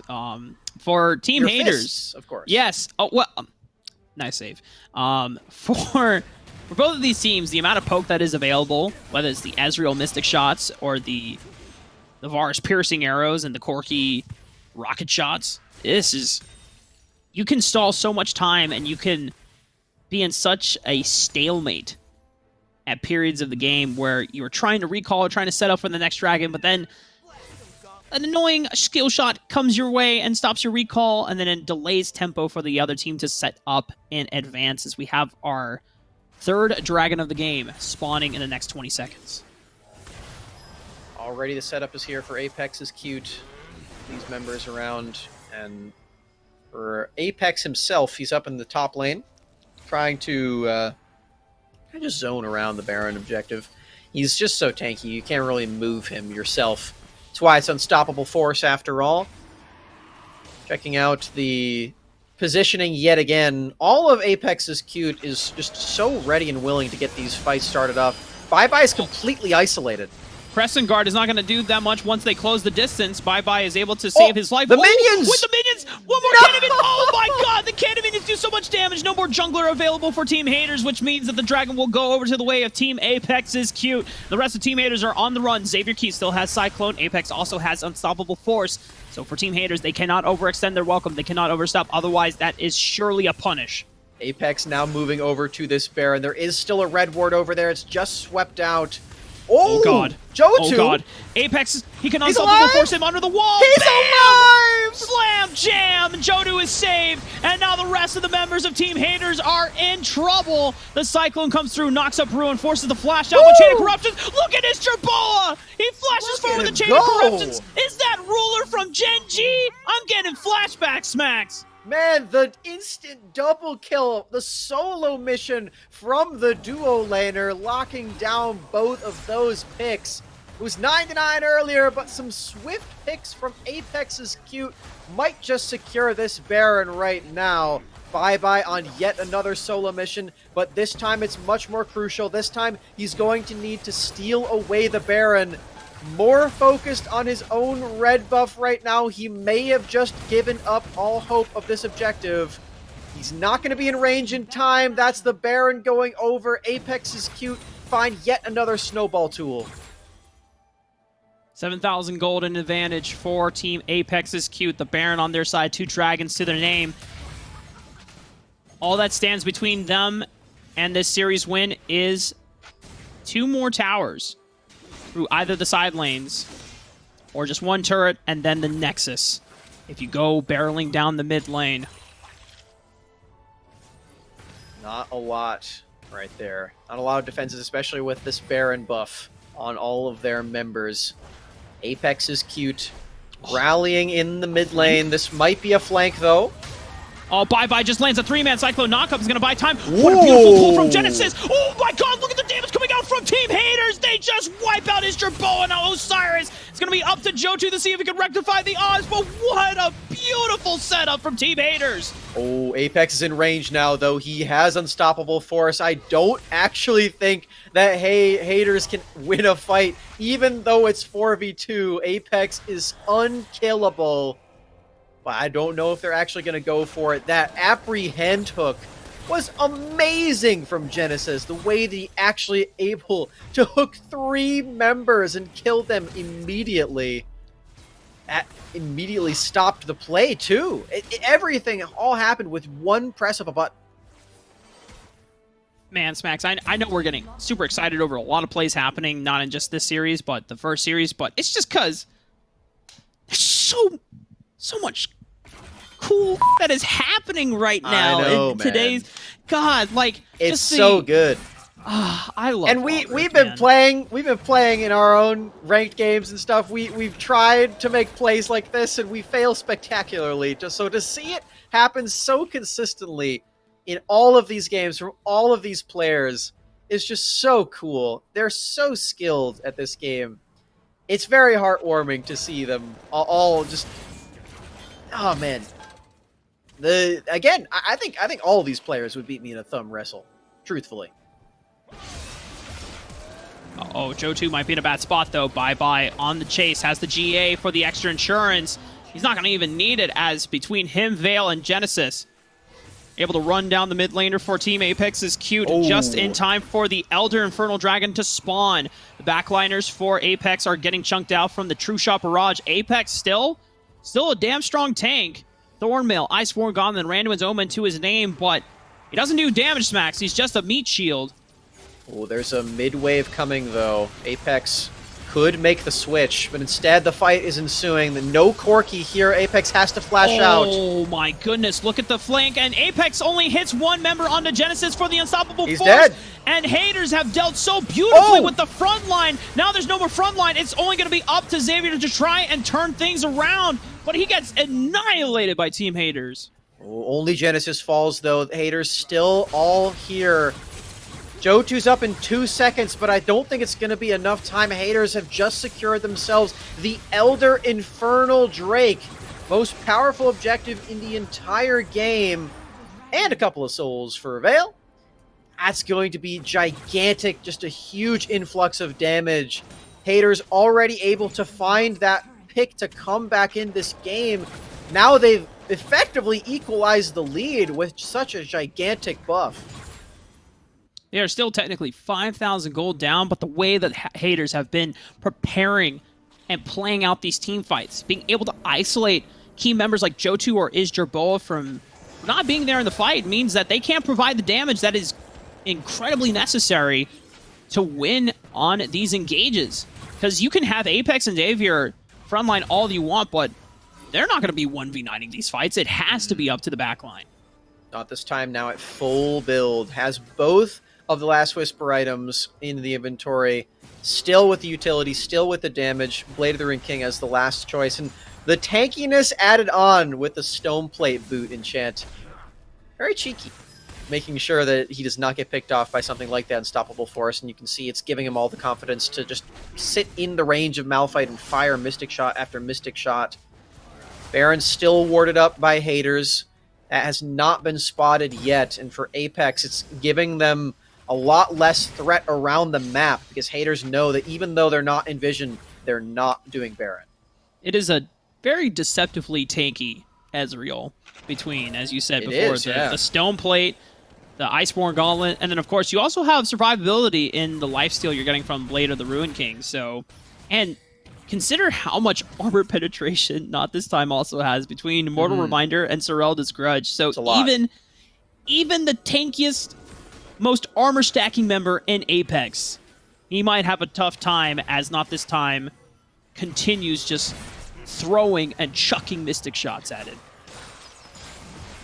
Genesis has both of his gap closer abilities available, all three of them really, if you include the boot.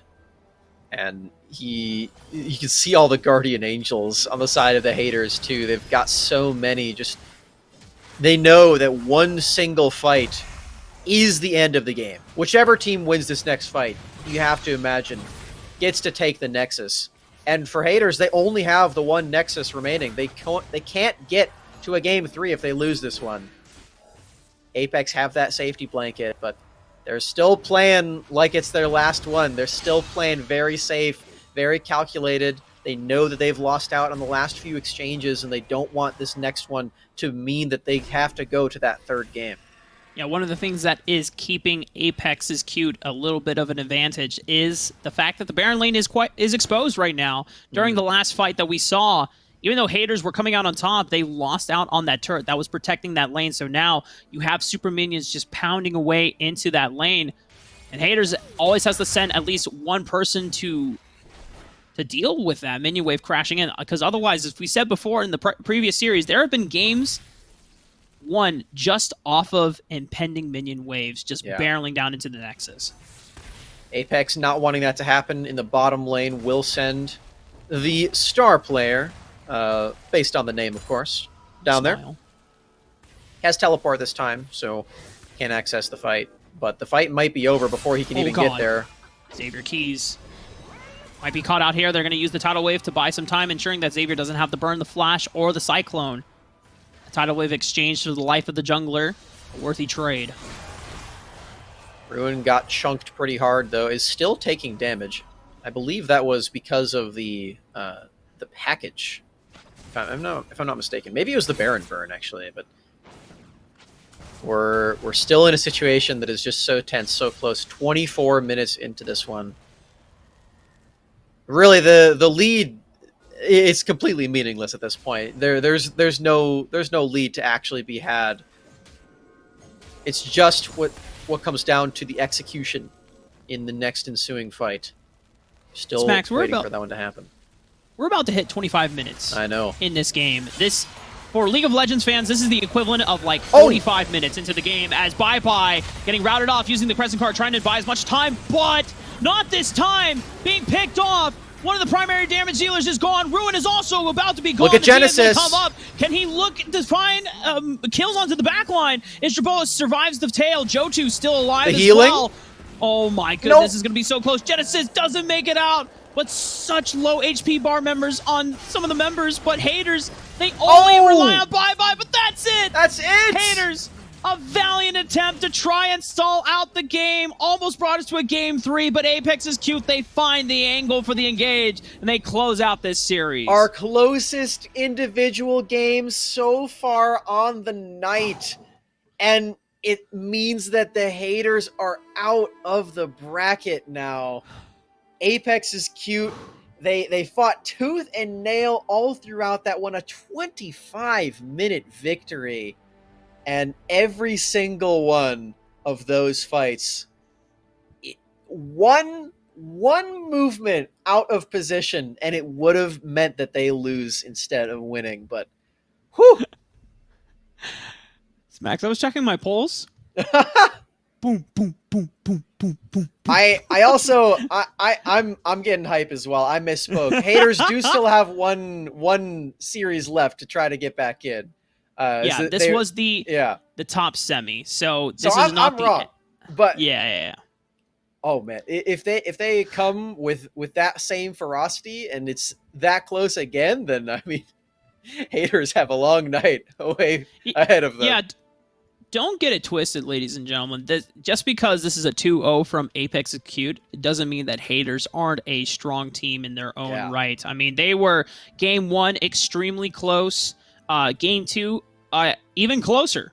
Even closer. I mean, the way that haters were orchestrating flanks, particularly, I think the one we have to remember and fondly was that mid lane fight where you had Bye coming from one side and then Genesis with a 3-man pull. But, for haters, the end of the road is not quite yet. They have one more series. As for us, we're going to be getting ready for our final series of the day after this break. Stay tuned.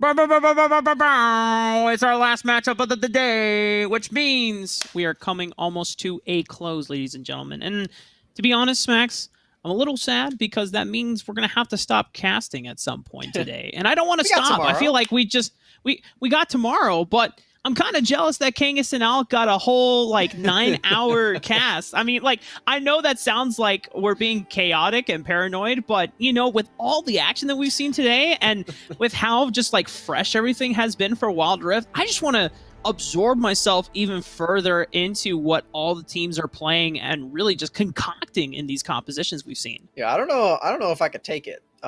We are for me right now, we are past midnight, which actually means that where I am right now, it is my birthday right now. So, casting Wild Rift on my birthday. I'm gonna do it tomorrow too, but it's happening right now.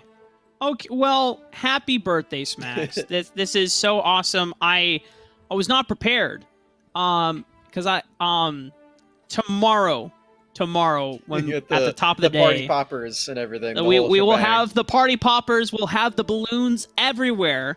We will have all the balloons out for you, my friend. But happy birthday, Smax. And I just want to but we got to get into the rest of the bracket or the group stage for our remaining series of the day, as we're going to be looking at specifically Group 3 between Haters and Midnight. But for the remaining teams in our top 16 group stage, you look at Group 1, Team Snow and Cloud9 are still playing out their series right now. The winner of that matchup will advance and already get a bye into the top 8 bracket, whereas then the winner of YMCA and Team Visual will face against the loser of Team Snow and Cloud9 for the second spot.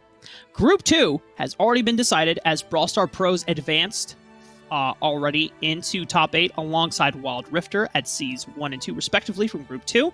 Group 4, Yawn has advanced as the first seed, and the Free Agents and Obsidian Esports are currently playing out their series for the second seed, which means Smax Dino Nuggies didn't make it out. The No, Dino man. Nuggies. You know, they fought valiantly, I'm sure, and they've still got more in the rest of the Summoner series, as we're going to be playing games all the way up until October. But it's true. To take a deeper dive into the group that we have been talking about for the past few series as well, is Group 3, where we just watched Apex's cute qualify for top 8, and we just watched Haters fight valiantly as well, but did fall down, and they will now have to play against Midnight right now. Haters and Midnight will be our last series of the day, and this is for top 8. Top 8, remember, doesn't qualify you for the majors, but it is basically the last step that you would have to progress through before making it into the top 4. And top 8 will begin tomorrow, and at least finishing out the series tonight will then give all the teams who have qualified for top 8 so far a little bit of a night's rest before we come back tomorrow for the broadcast. As we see, we already know the Team Haters roster. We saw Genesis in the Baron lane, bye-bye in the jungle, Ruin in the mid lane, not this time in the Dragon lane, and Veil in support. For Midnight, we've got Govos in Baron lane, that one guy jungle, Ryakos in mid, her Thynus as the duo laner, and Safey on support. I'm loving the names for Midnight. These are great. Oh my god. Dude, you're gonna have to carry on, Specs. I need a moment. Yeah, you know, for Team Hater's previous matchup, I was a younger man before. You know, I was only 22 when we casted their other game, but now in the wise old age of 23, I can really step back and appreciate the moves that they were making in the last series, and I think that they do have what it takes to take down her Thynus. Why'd you have to say the name? We're gonna have to get through it, and we're gonna have to say the name a lot of times.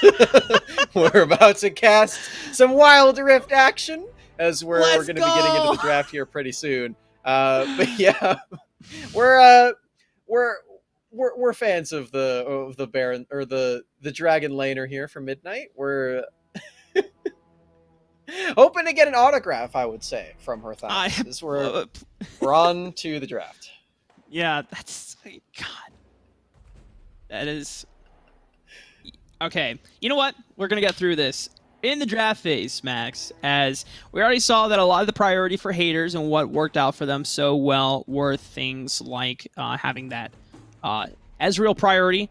Not this time, was pumping out a lot of damage. It wasn't until a crucial pick from Apex on the Malphite, which then routed off Not this time. And despite being as tanky as he was with the Gargoyle Stoneplate and the Iceborne Gauntlet, not enough to survive the onslaught that was that final pick.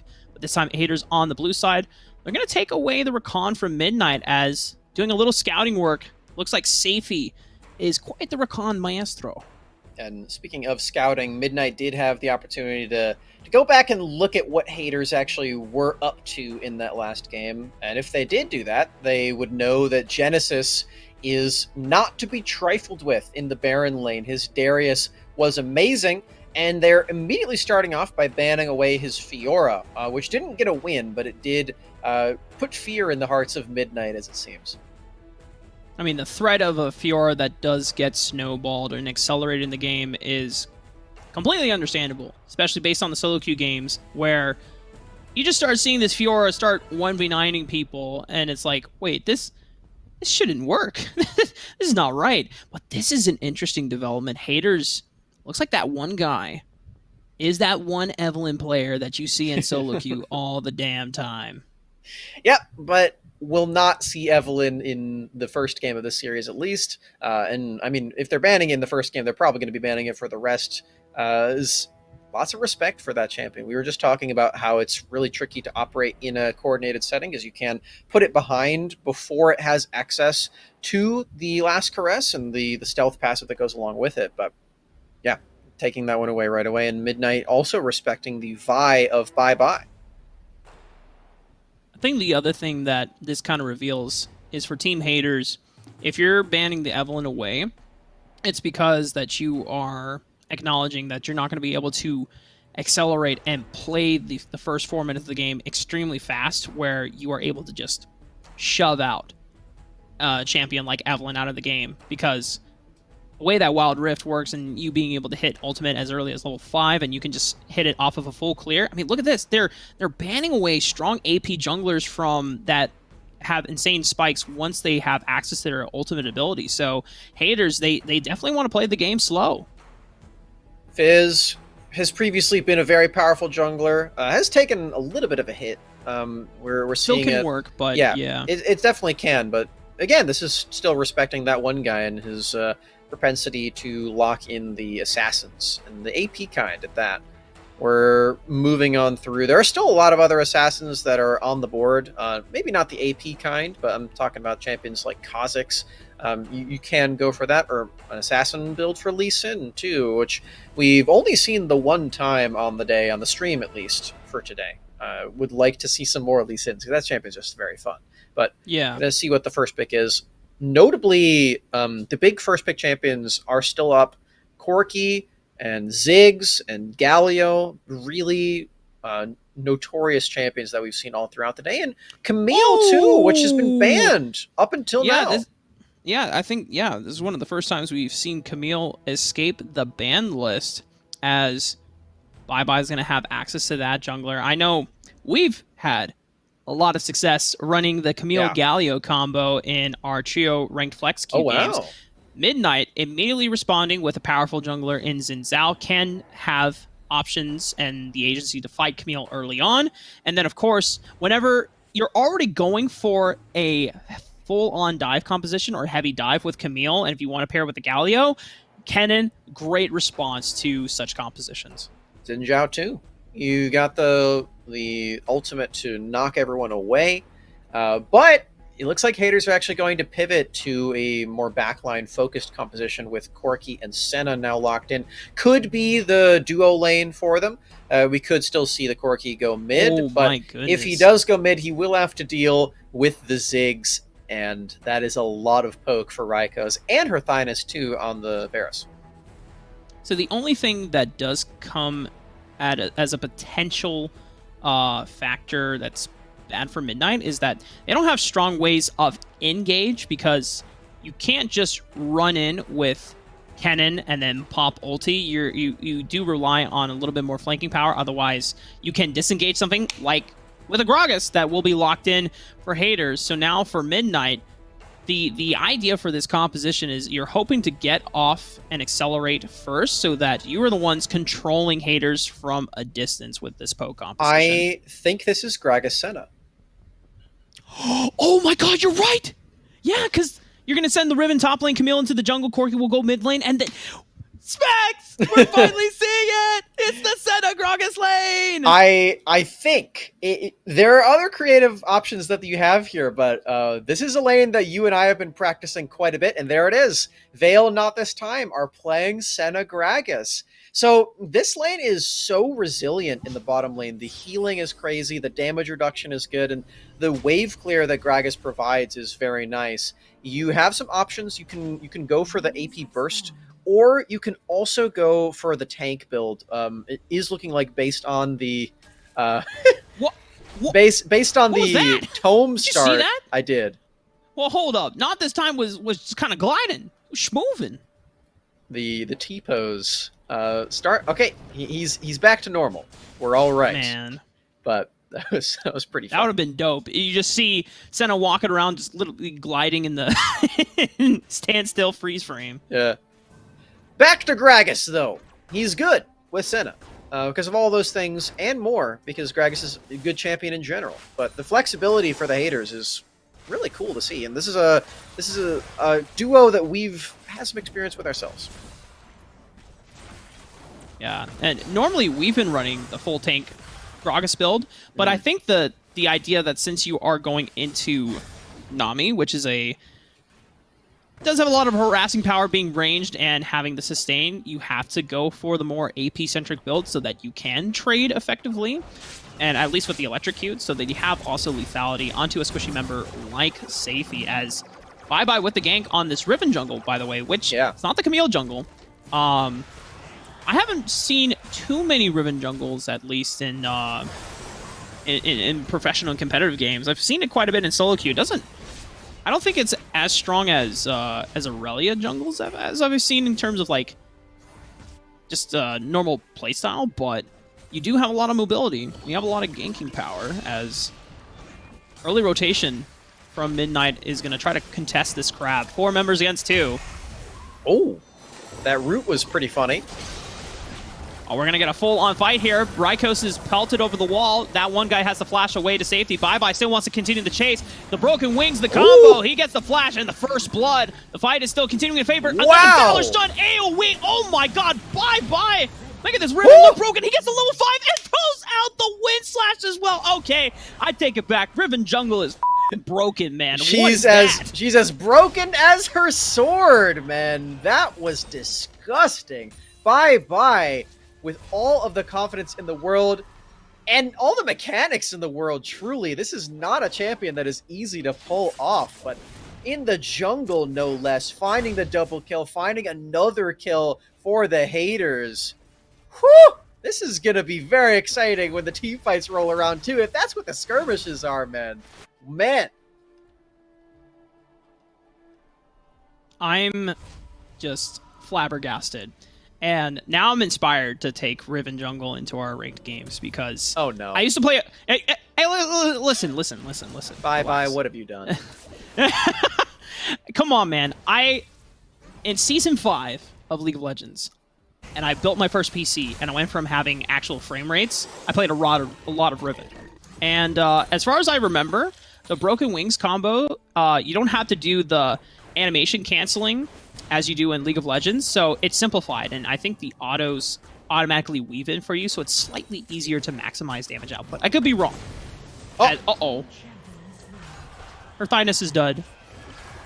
Second time that her Thynus has fallen in this bottom lane. This time in the 2v2. They're struggling a little bit. It's Govos Popping the Slicing Maelstrom. Oh, the burn! It's going to be enough The Ignite from Genesis will take him down as a body slam from Vale, locking up Safety. Bubble does land on the knot this time, but you still have to deal with Vale, who is just pounding at auto attacks. We're going to be seeing a Rod of Ages come through, so Vale not going to be giving up too much durability for Burst, as Rod of Ages is such a good item for AP Gragas. It's just an amazing one-item spike, too, as Not This Time and Vale are going to try to be a little sneaky, but they're hatching a ward. And the Rift Herald, I believe, was just used. Oh, no, it wasn't. They didn't even need Rift Herald to take that turret up in the top lane. Wow. So Haters finding first turret just out of the skills of Bye Bye and Genesis alone. It will give up the Drake for it, but still the snowball is gigantic. It's 5k in favor of Haters. Yeah, only at 4.5 minutes in the game, Smax. Like, this is huge. This is a steamroll. Ruinous package for this, too. You can't walk in if you're TOG. Yeah. Oh, wait, he stole it! Wait, whoa. What? The wind becomes lightning, pierced right through all three members, stole the Rift Herald away, saying thank you very much. That's a heist. I was a doubter. No longer. I believe in TOG only, now and forever. Well done. Steals away the Rift Herald. That's double neutral objectives now.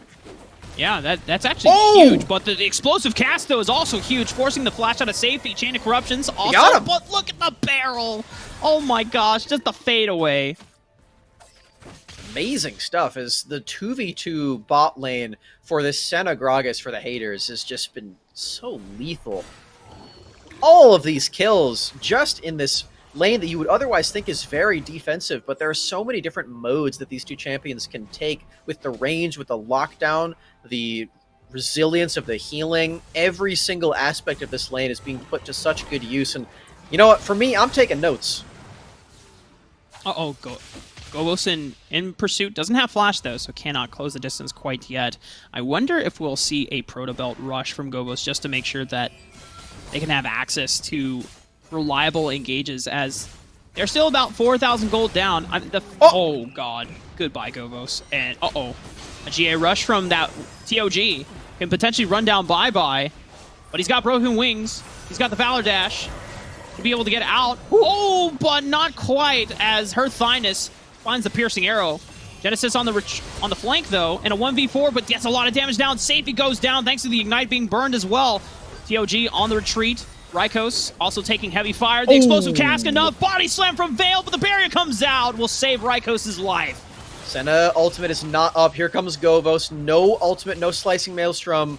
The stealth, not enough. It will still be a return kill. They do find 2 of them. So Midnight is not completely out.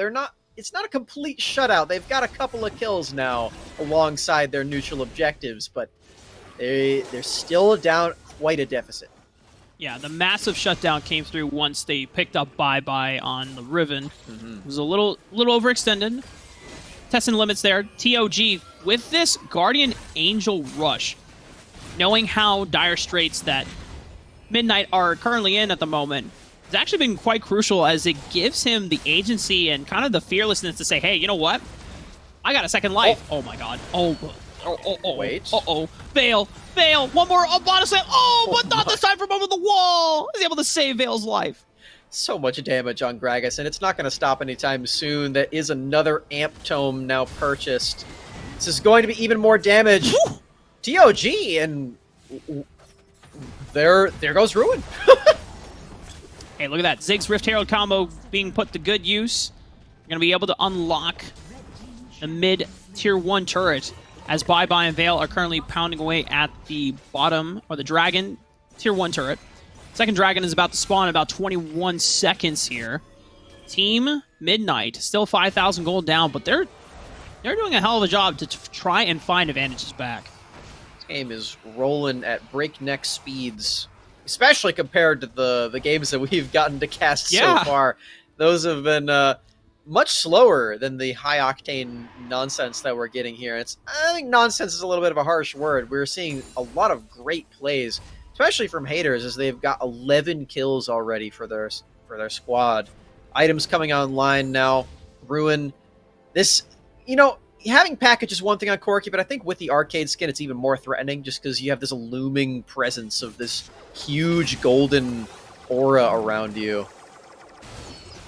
It's threatening for even the spectators. Yeah, Vale looking for an angle. The body slam comes in, the flash as a response, and respect from Safey as he gets over the wall. As, oh, let's see, for Safey and for Her Thyness, they will have to be careful here.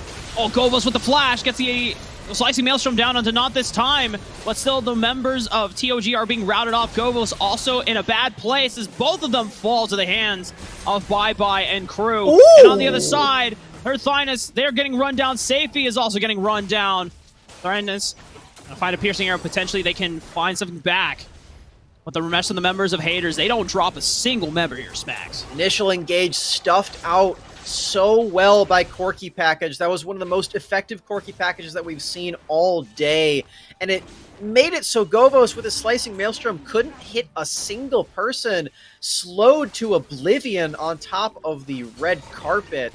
And I absolutely love the play that Genesis was able to go for on the end of that fight too. Flashing in with the hook shot stun onto the backline is not something that's easy to do, even with mouse and keyboard, but on Wild Rift, no less, finds the plays 3-0-0 on the Camille 2. Genesis has been having a great set of games, even in their losses for Haters, but this game is looking like it's going to be the first win that we're seeing of them.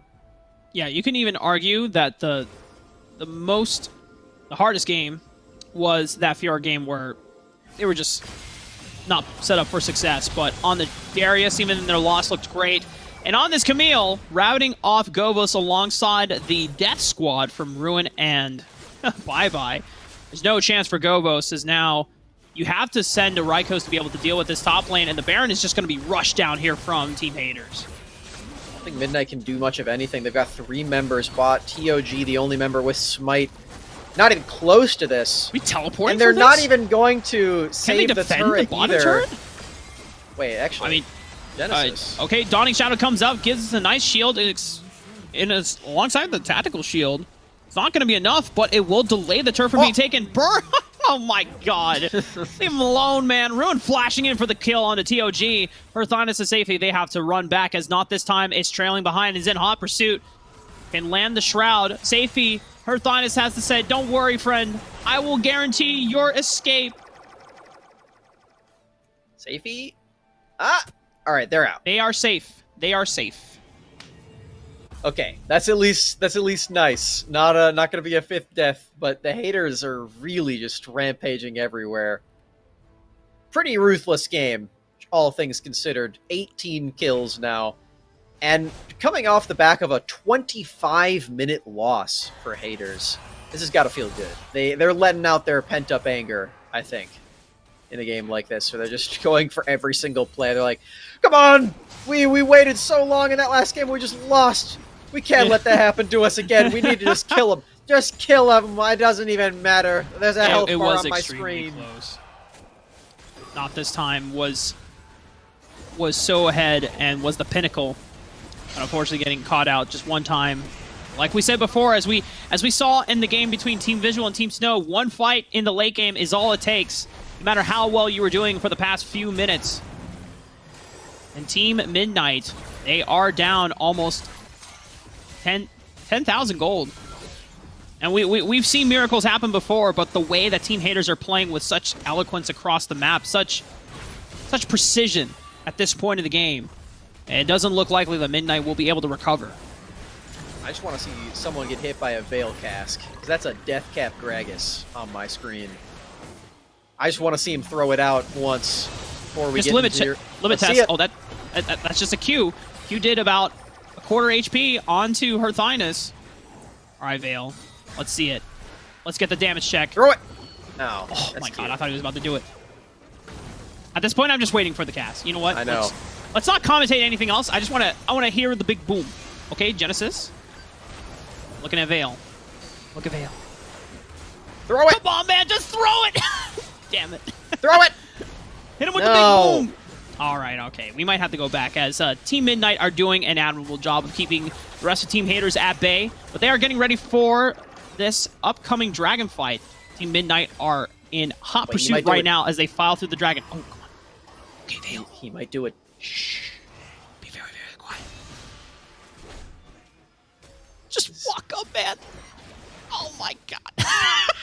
This is like playing a hide and seek with an atomic bomb. Yep. Yeah, that's one thing you don't want to be face checking at all, Smax. No. And if you're trying to find an atomic bomb, I think that's the one thing that you got to be super careful about. Vale is looking for the flank too. All right, teleports here. Genesis with the engage. Vale still keeping his eyes out. There's the big boom. It just catapults TOG back into his waiting arms as they scatter out the fight. We don't get the big boom, but Team Haters, they're booming Team Midnight all right. As TOG and Herthine is there on the run. TOG is able to make it out alive without burning the Guardian's Angel. This dragon will go over to the hands of Team Haters. Actually, they might not even need the dragon. They're just going to go ahead, unlock this bottom turret in the dragon lane. Oh, all right, there's the auto attack that they needed to get it. I'm still devastated that Vale's ultimate only hit the Crescent Guarding Xin Zhao. But that's okay for Haters, especially for Haters, because it does still mean that they win out on these fights, and it does still mean that they might go up to match point in this crucial best of 3 for their tournament lives, try and get into top 8 against Midnight. I still want to see the boom, though. Yep. Selfishly, I still want to see it.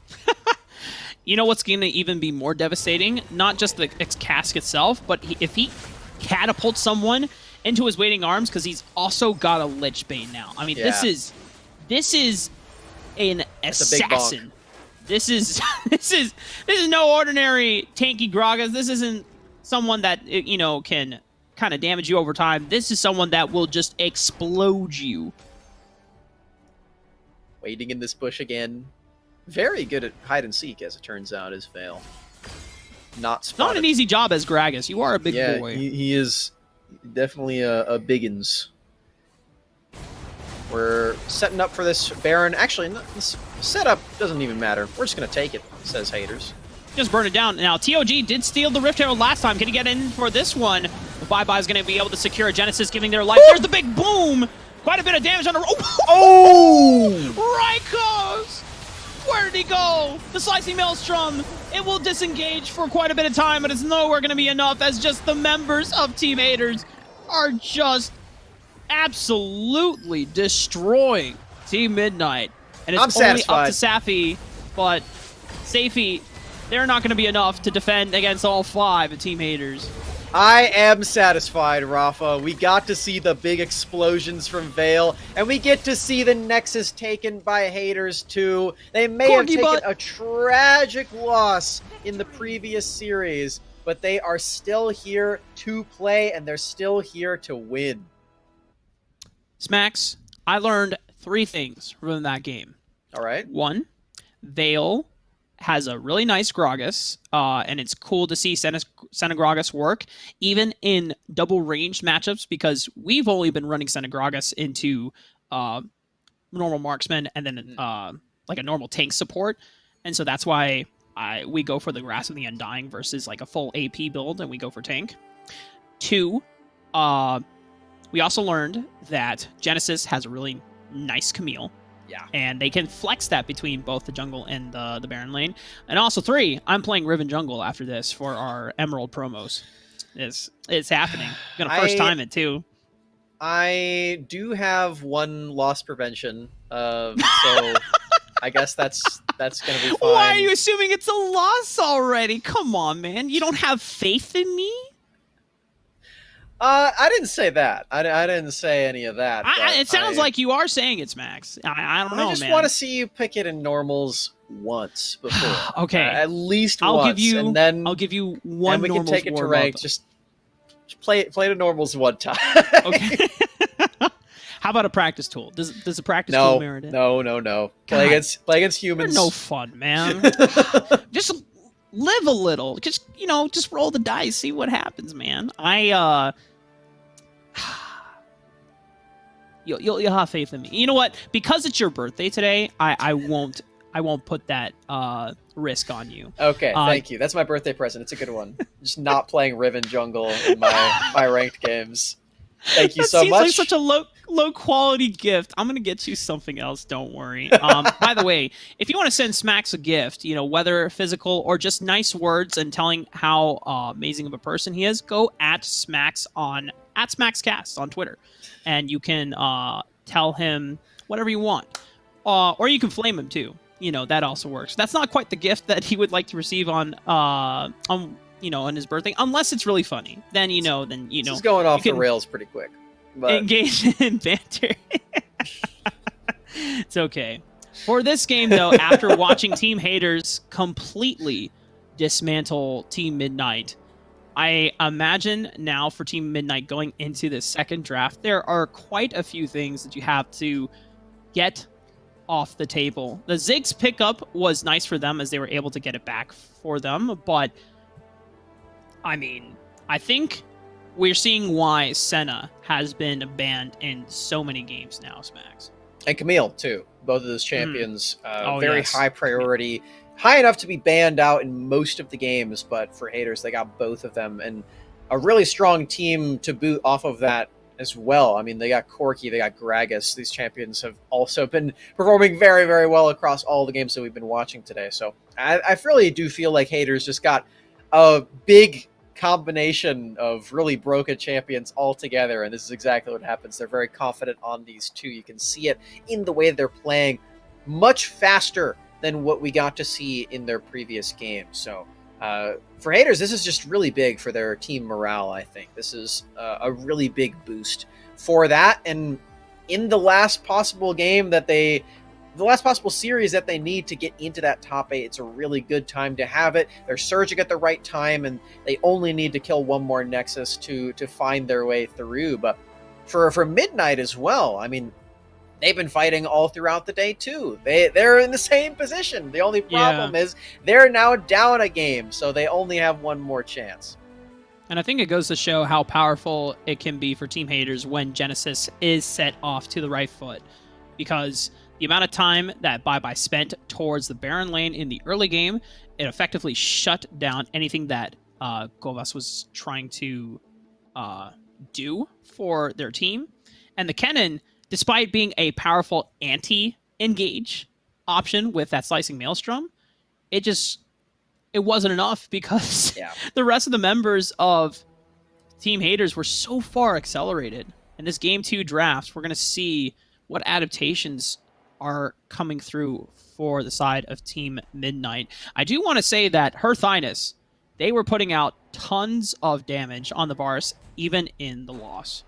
Even down a lot of gold, too, to the Senegragas. It's not easy to operate against that, but the Poke Varus build was very nice, and for Safety, too. I mean, the laning was really tough. We saw that they did get a bit exposed by the creative tech of the Senegragas.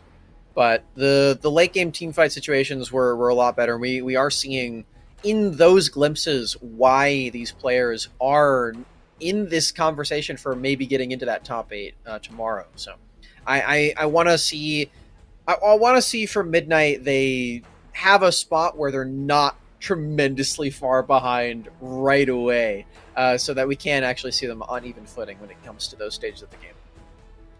Midnight already saying, no more Gragas for you, Vale. That was too oppressive to deal with. Haters can remain with their bands of choice, which were along the lines of the Fizz, Evelynn, and I don't think it was the Vi. Was it a...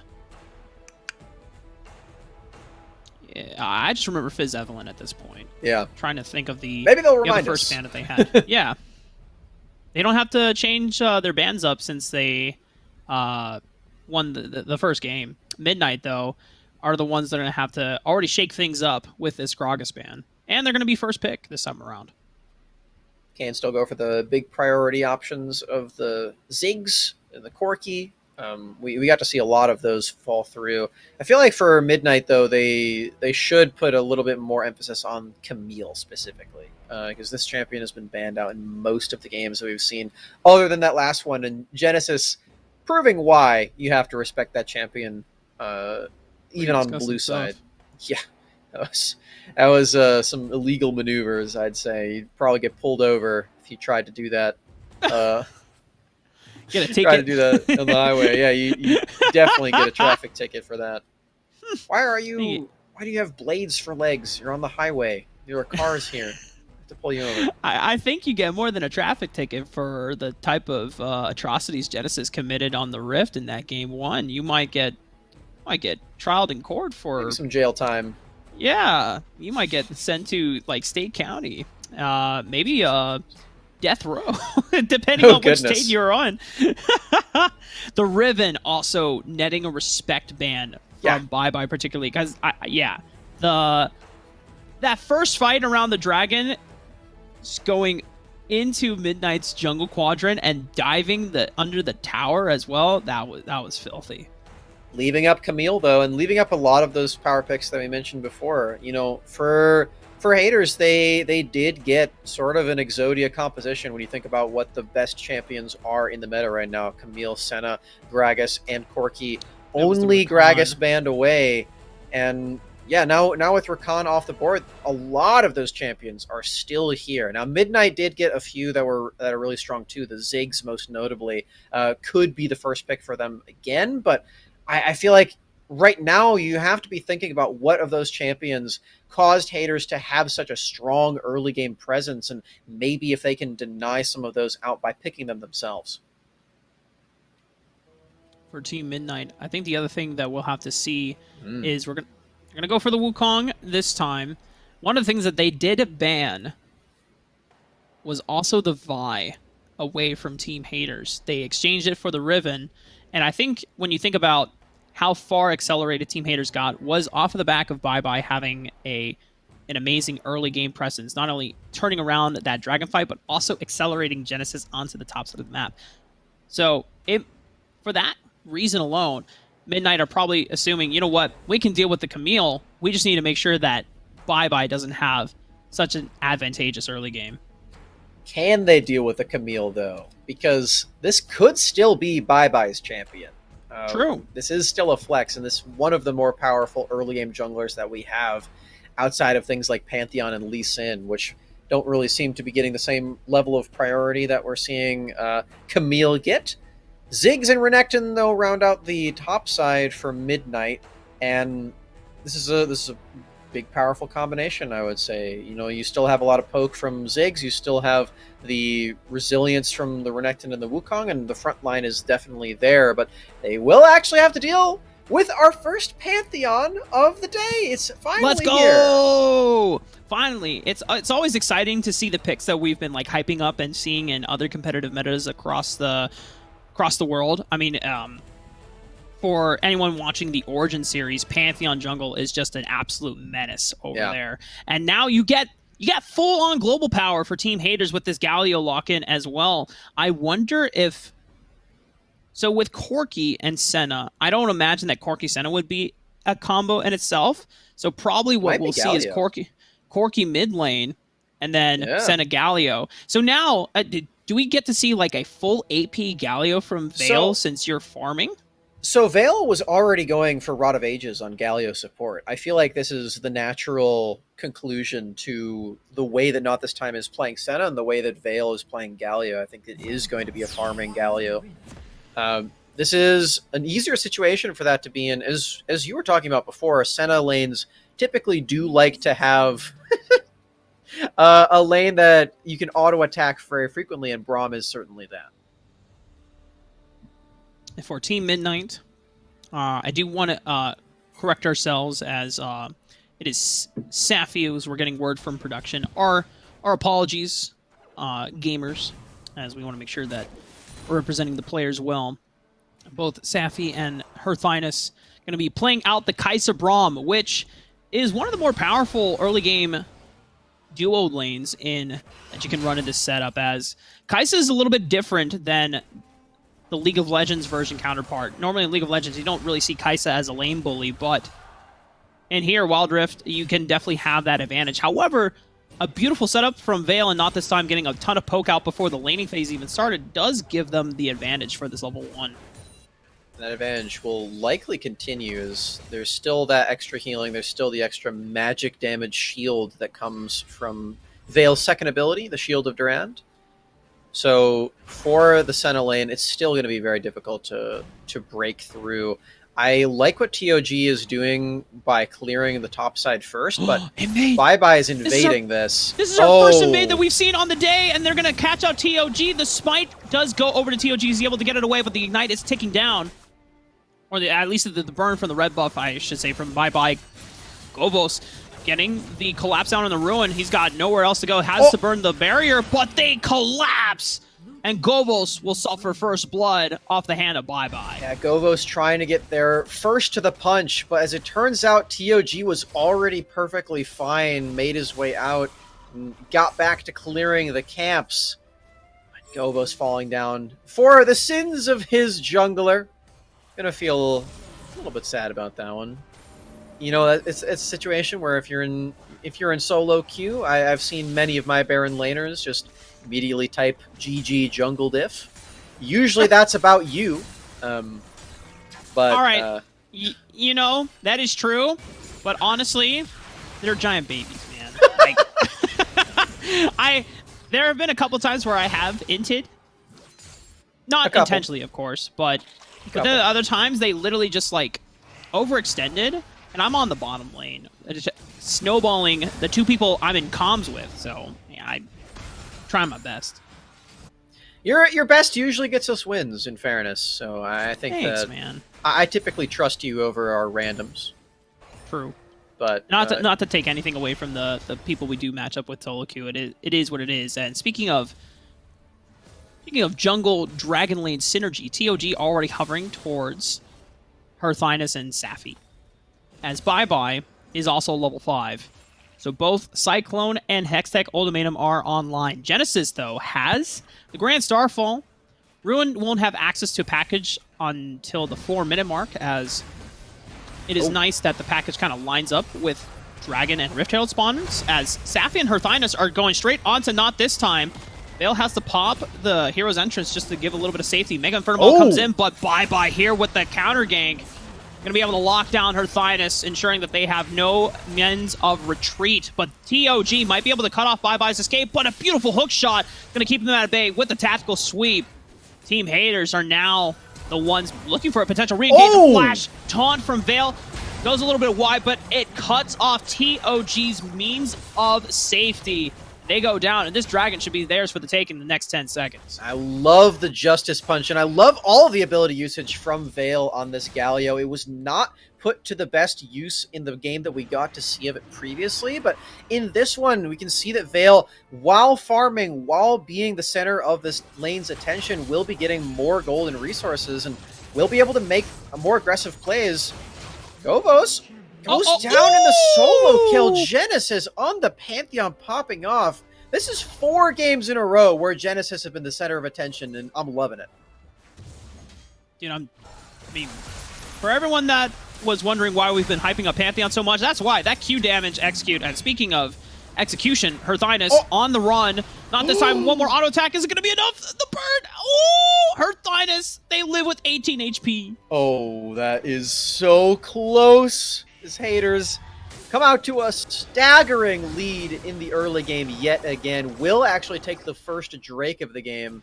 Potentially trading it, though. No Genesis. way. Okay. Whoa, he's still going to go for the... What? Aegis? Stun? Q? Not enough. That was another very close exchange, but it is Genesis who gets traded there. Well, I guess it's not really a trade. You're just trying to go for a play and doesn't end up working out. Hextech Ultimatum. Herthynus not really having the greatest time in this Dragon Lane, as just constant repeat visits from Bye, even from Ruin as well. Herthynus and Safi are not going to be able to play the game as much. They take down the first turret as well, even without getting the Rift Herald, thanks to Team Midnight taking it on the trade. And no first turret with Rift Herald is not going to feel good, especially when you do trade it for Drake, too, because Haters now have that scaling side of them they can use. They already had a really nice scaling composition with the likes of Senna and Corki, the double marksman combination is so lethal, and the range only gets bigger for Senna especially. So for Team Haters, they've set themselves up to be stronger at every stage of the game. It's going to be up to Midnight to respond to this. They do have some tools that they're using very well. Ryakos on Ziggs has done a great job keeping up in gold. And, oh, Govos. Govos taking a lot of damage. One more Q. The Ignite is going to tick down. Oh. Govos does not get out alive. I was just about to say, if you look at the item build, he opted in for a Blade of the Ruin King, despite being down a few hundred gold. It could have been the deal breaker in what it keeps him alive, just thanks to the sustain and the health damage. As Genesis going for Black Cleaver doesn't get as much natural sustain apart from Conqueror, but it's not going to matter when you have a roaming support in Veil being able to offset the tides of battle and upset the honorable 1v1 as Team Haters take a 3,000 gold lead. Another turret on the Baron lane, respectively. A Grand Starfall came from Genesis as they're engaging onto TOG into the river. TOG might be cut off here, still has flash if he needs to get out, tries to go for the Wukong clone, but runs right into Ruin, has to pop the Cyclone. Ruin is able to kite back, though. Mega Inferno Bomb comes out. Not going to be enough damage to take down Genesis or Ruin. Hextech ultimated from Bye Bye is going to lock down Govos. And for the tactical precision, slices through. Another one on a Rykos, and the Team Haters are on a rampage. Not this time, though. Under Fire has to flash away from the Glacial Fissure, will survive. And for Haters, Rafa, this is such a different approach than what we saw in the first game that they played against Midnight, but it's still working to the same effect, if not greater, as they're still not even done. Run, Their is flashing. Run! There's no escape from Bye Bye and the rest of Team Haters. They are just picking off members of Team Midnight one by one. Bye Bye, the most proactive early game jungler that we've seen all day, and it's working so well. I love the proactivity on Riven before too, and now on Camille. We get to see a funny interaction with the Zig Satchel on blue buff. I think that did it reset the blue buff? Or no, I think. Look at Corki real quick. Did he get it, or was it Senna? Maybe not. Maybe not this time. Got the. Yeah, I'm trying to... One of them had to have gotten it, because the blue buff is no longer there. And I don't think anyone from Team Midnight got it. But...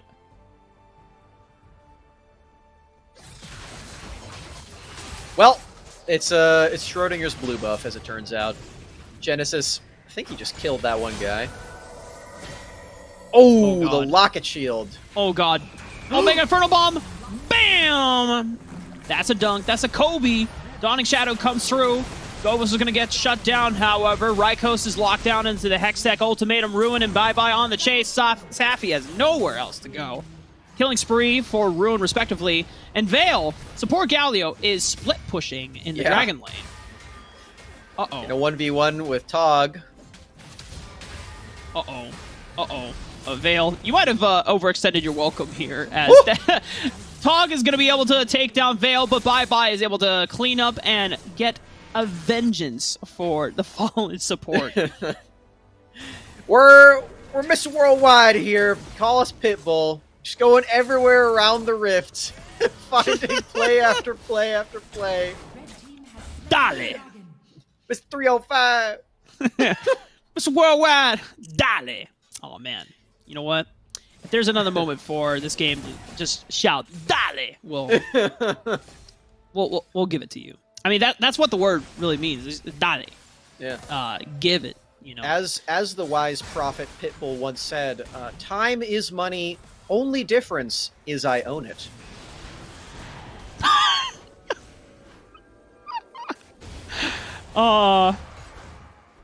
I've never realized he said that quote. I've heard it before. And then Christina Aguilera gives us the song of her people. Okay. Now I know what the song you're talking about. Mm-hmm. Team Haters, 8,000 gold lead in their pockets at the moment. And Genesis says, hey, that's a nice Blade of the Ruin King. I'm going to buy one as well. And now it's really unfair for Govos to fight, as he has a whole item down. And you're just going to see the power of that Blade of the Ruin King. Gee, whoa. Come on, guys. We gotta be safe to the animals here. A flash taunt from Veil. Look at how much damage he's doing to the backline just as a support. Galio, he's receiving so much farm. Genesis in the backline just power sliding in on that Grand Starfall. It is a massacre here on the Rift as Team Haters, they're almost 10,000 gold at just 11 minutes into the game, Smax. Oh yeah, this is feeling slightly over. Haters running over everyone. Genesis using the Grand Starfall into the enemy team's base just to find the straggler Braum. Safi cannot escape. Oh, Rafa, we're witnessing a massacre. We were already talking about the things that could possibly happen from the Camille plays of last game, but this is going even further beyond the atrocities that are occurring on my screen. Yeah, Haters is gonna have to be locked up. And I know during the call I said this is a support Galio doing that much damage. We forget that this was the guy that was farming.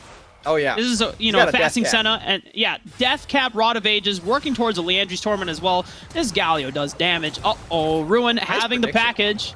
Gonna be able to potentially lock down Tog. Just one more kill. Grand Starfall is gonna come through. He's gonna lock down the jungler from Team Midnight, and the Hero's Entrance will follow up, getting a 3-man knockup as well. Bye-bye, isolating Rykos, leaving no remorse, no mercy from Team Haters. They don't drop a single member, and the Baron is up on the table. And if it weren't for the minions not being there, that might have just been the end of the game. The fight around the base.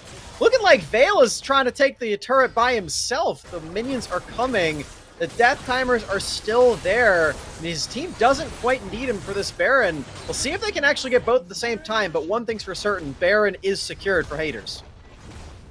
Dude, even the empowered auto attacks from Vale's passive did like 500 damage to the turrets. What the heck? Yeah. Champion, when you build AP, is pretty silly. Dude, you should build AP on support Galio, man. I'm telling you. Play Senna for me, and I will. Okay. Well, actually, that's not my job. Alk, if you're listening, I need you to play more Senna, bro. Come on, Alk Battery. Come on, man. Do it. Let me farm. Do it for the vine.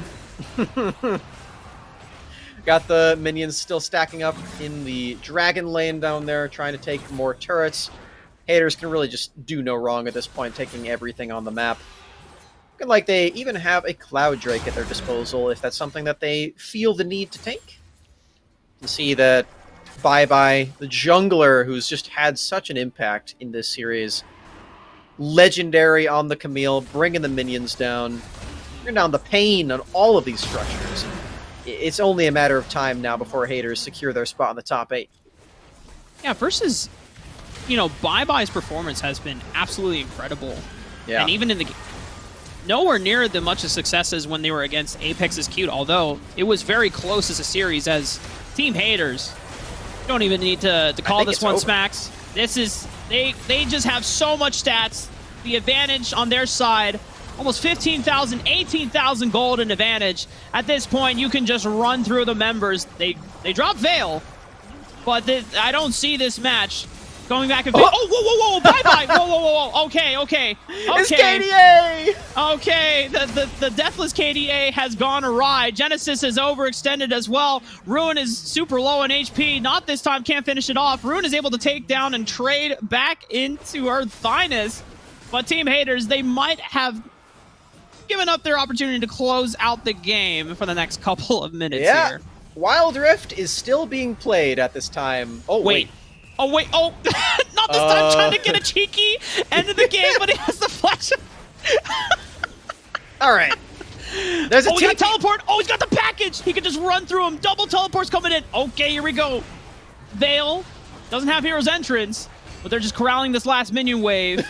And Ruin has the safety of this package, so he can just kind of run through the other side if they get engaged, but they actually have to be forced back here out of the base. Cyclone's gonna come out, but there's so much damage. Oh, Ruin! Oh God, Ruin! What are you doing, bro? Luckily for Haters, Bye-Bye is making the reasonable call and taking the dragon, but that's much less fun than what we're watching. You gotta have some fun every now and again. It's a video game after all. Hell yeah. They are 14,000, 16,000 gold ahead as Team Haters. So they are being quite they're taking their liberties with this game, Smax. Yeah. So that's one way to put it. I think it's the nice way of putting it. Yeah. We got a Baron about to spawn in 2 Baron seconds here. Yeah. All right.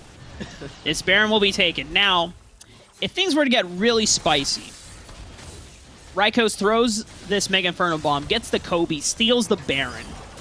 Or Tog, who still has the GA, can get in there. Oh, Mega Inferno Bomb? Oh, close. Just a couple seconds too late. I respect the attempt. Rykos, though, has to retreat, forcing the flash and the satchel charge. Tog also in running the hell away. Oh, God. Good night, Her Highness. It was a valiant attempt. A valiant attempt from Midnight. They get a massive wombo onto the knockouts, but there's still GAs to cut through, and the damage dealers in ruin, and not this time, still haven't been dealt with. And Team Haters, despite dropping the first series against Apex's Cute, will emerge as the second seed from Group 3 and advance to the top 8 bracket for tomorrow. It was a very tough road in the first series against Apex is Cute.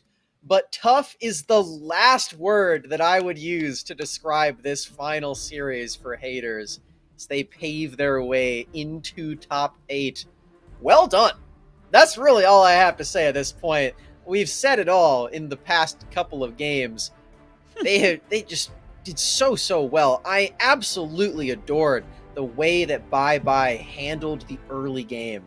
And, you know, I was a little bit skeptical of letting you play the Riven jungle, but after watching what Bye Bye can do on the Camille as well, I'm confident that he's just a good player and he can make this Riven work, and I know that you're a good player too.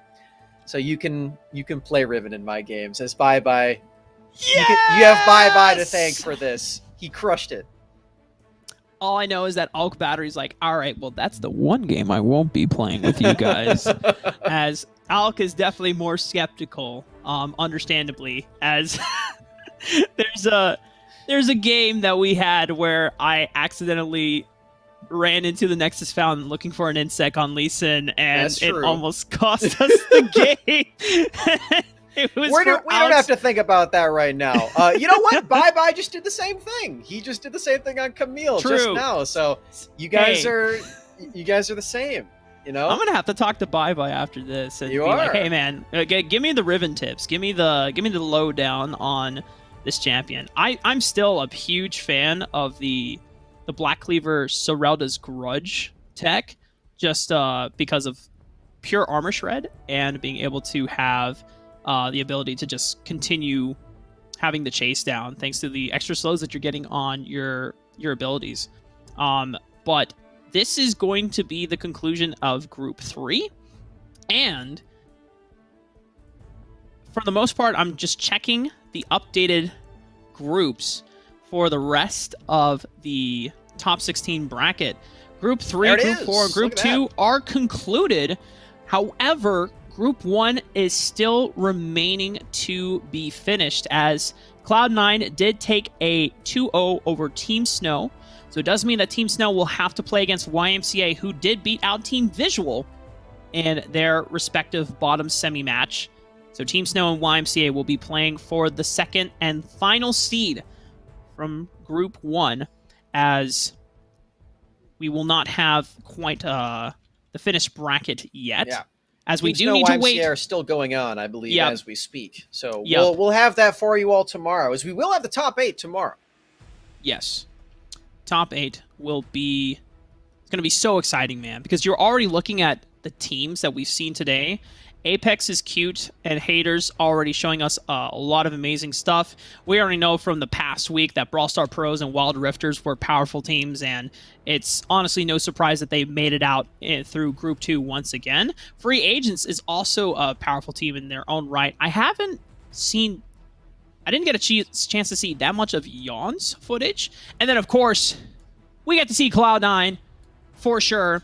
And this time, there's no Twitch rivals for Tarzan to have an excuse to go to. This time, no sabotage this time around. Tarzan will be playing with Cloud9 for tomorrow's top 8 bracket, and I think that is going to definitely be the most exciting matches whenever they are playing on the Rift here, Smax. Yeah, And that'll be another fun birthday present for me. Is we're gonna get Yes, back sir. into that gameplay starting tomorrow. In I think about like 15 hours from now. It's coming up quick, so you better tune into this Twitch chat tomorrow night as well, as we're gonna see the rest of the teams that are rounding out the first major that's starting this weekend. It's all happening so fast, Rafa. That's right. It wasn't the 9-hour marathon for us, as Kangas and Alec Battery definitely got the chance to show their endurance, but we will be back with more exciting Wild Rift Summoner Series action here tomorrow on GiantSlayerWR for the top 8 bracket and the conclusion of seeing the other 4 qualifiers for the first major of the Summoner Series this weekend. Again, it was an absolute pleasure, and on behalf of the broadcast staff and crew here for the Summoner Series, thank you so much, and good night.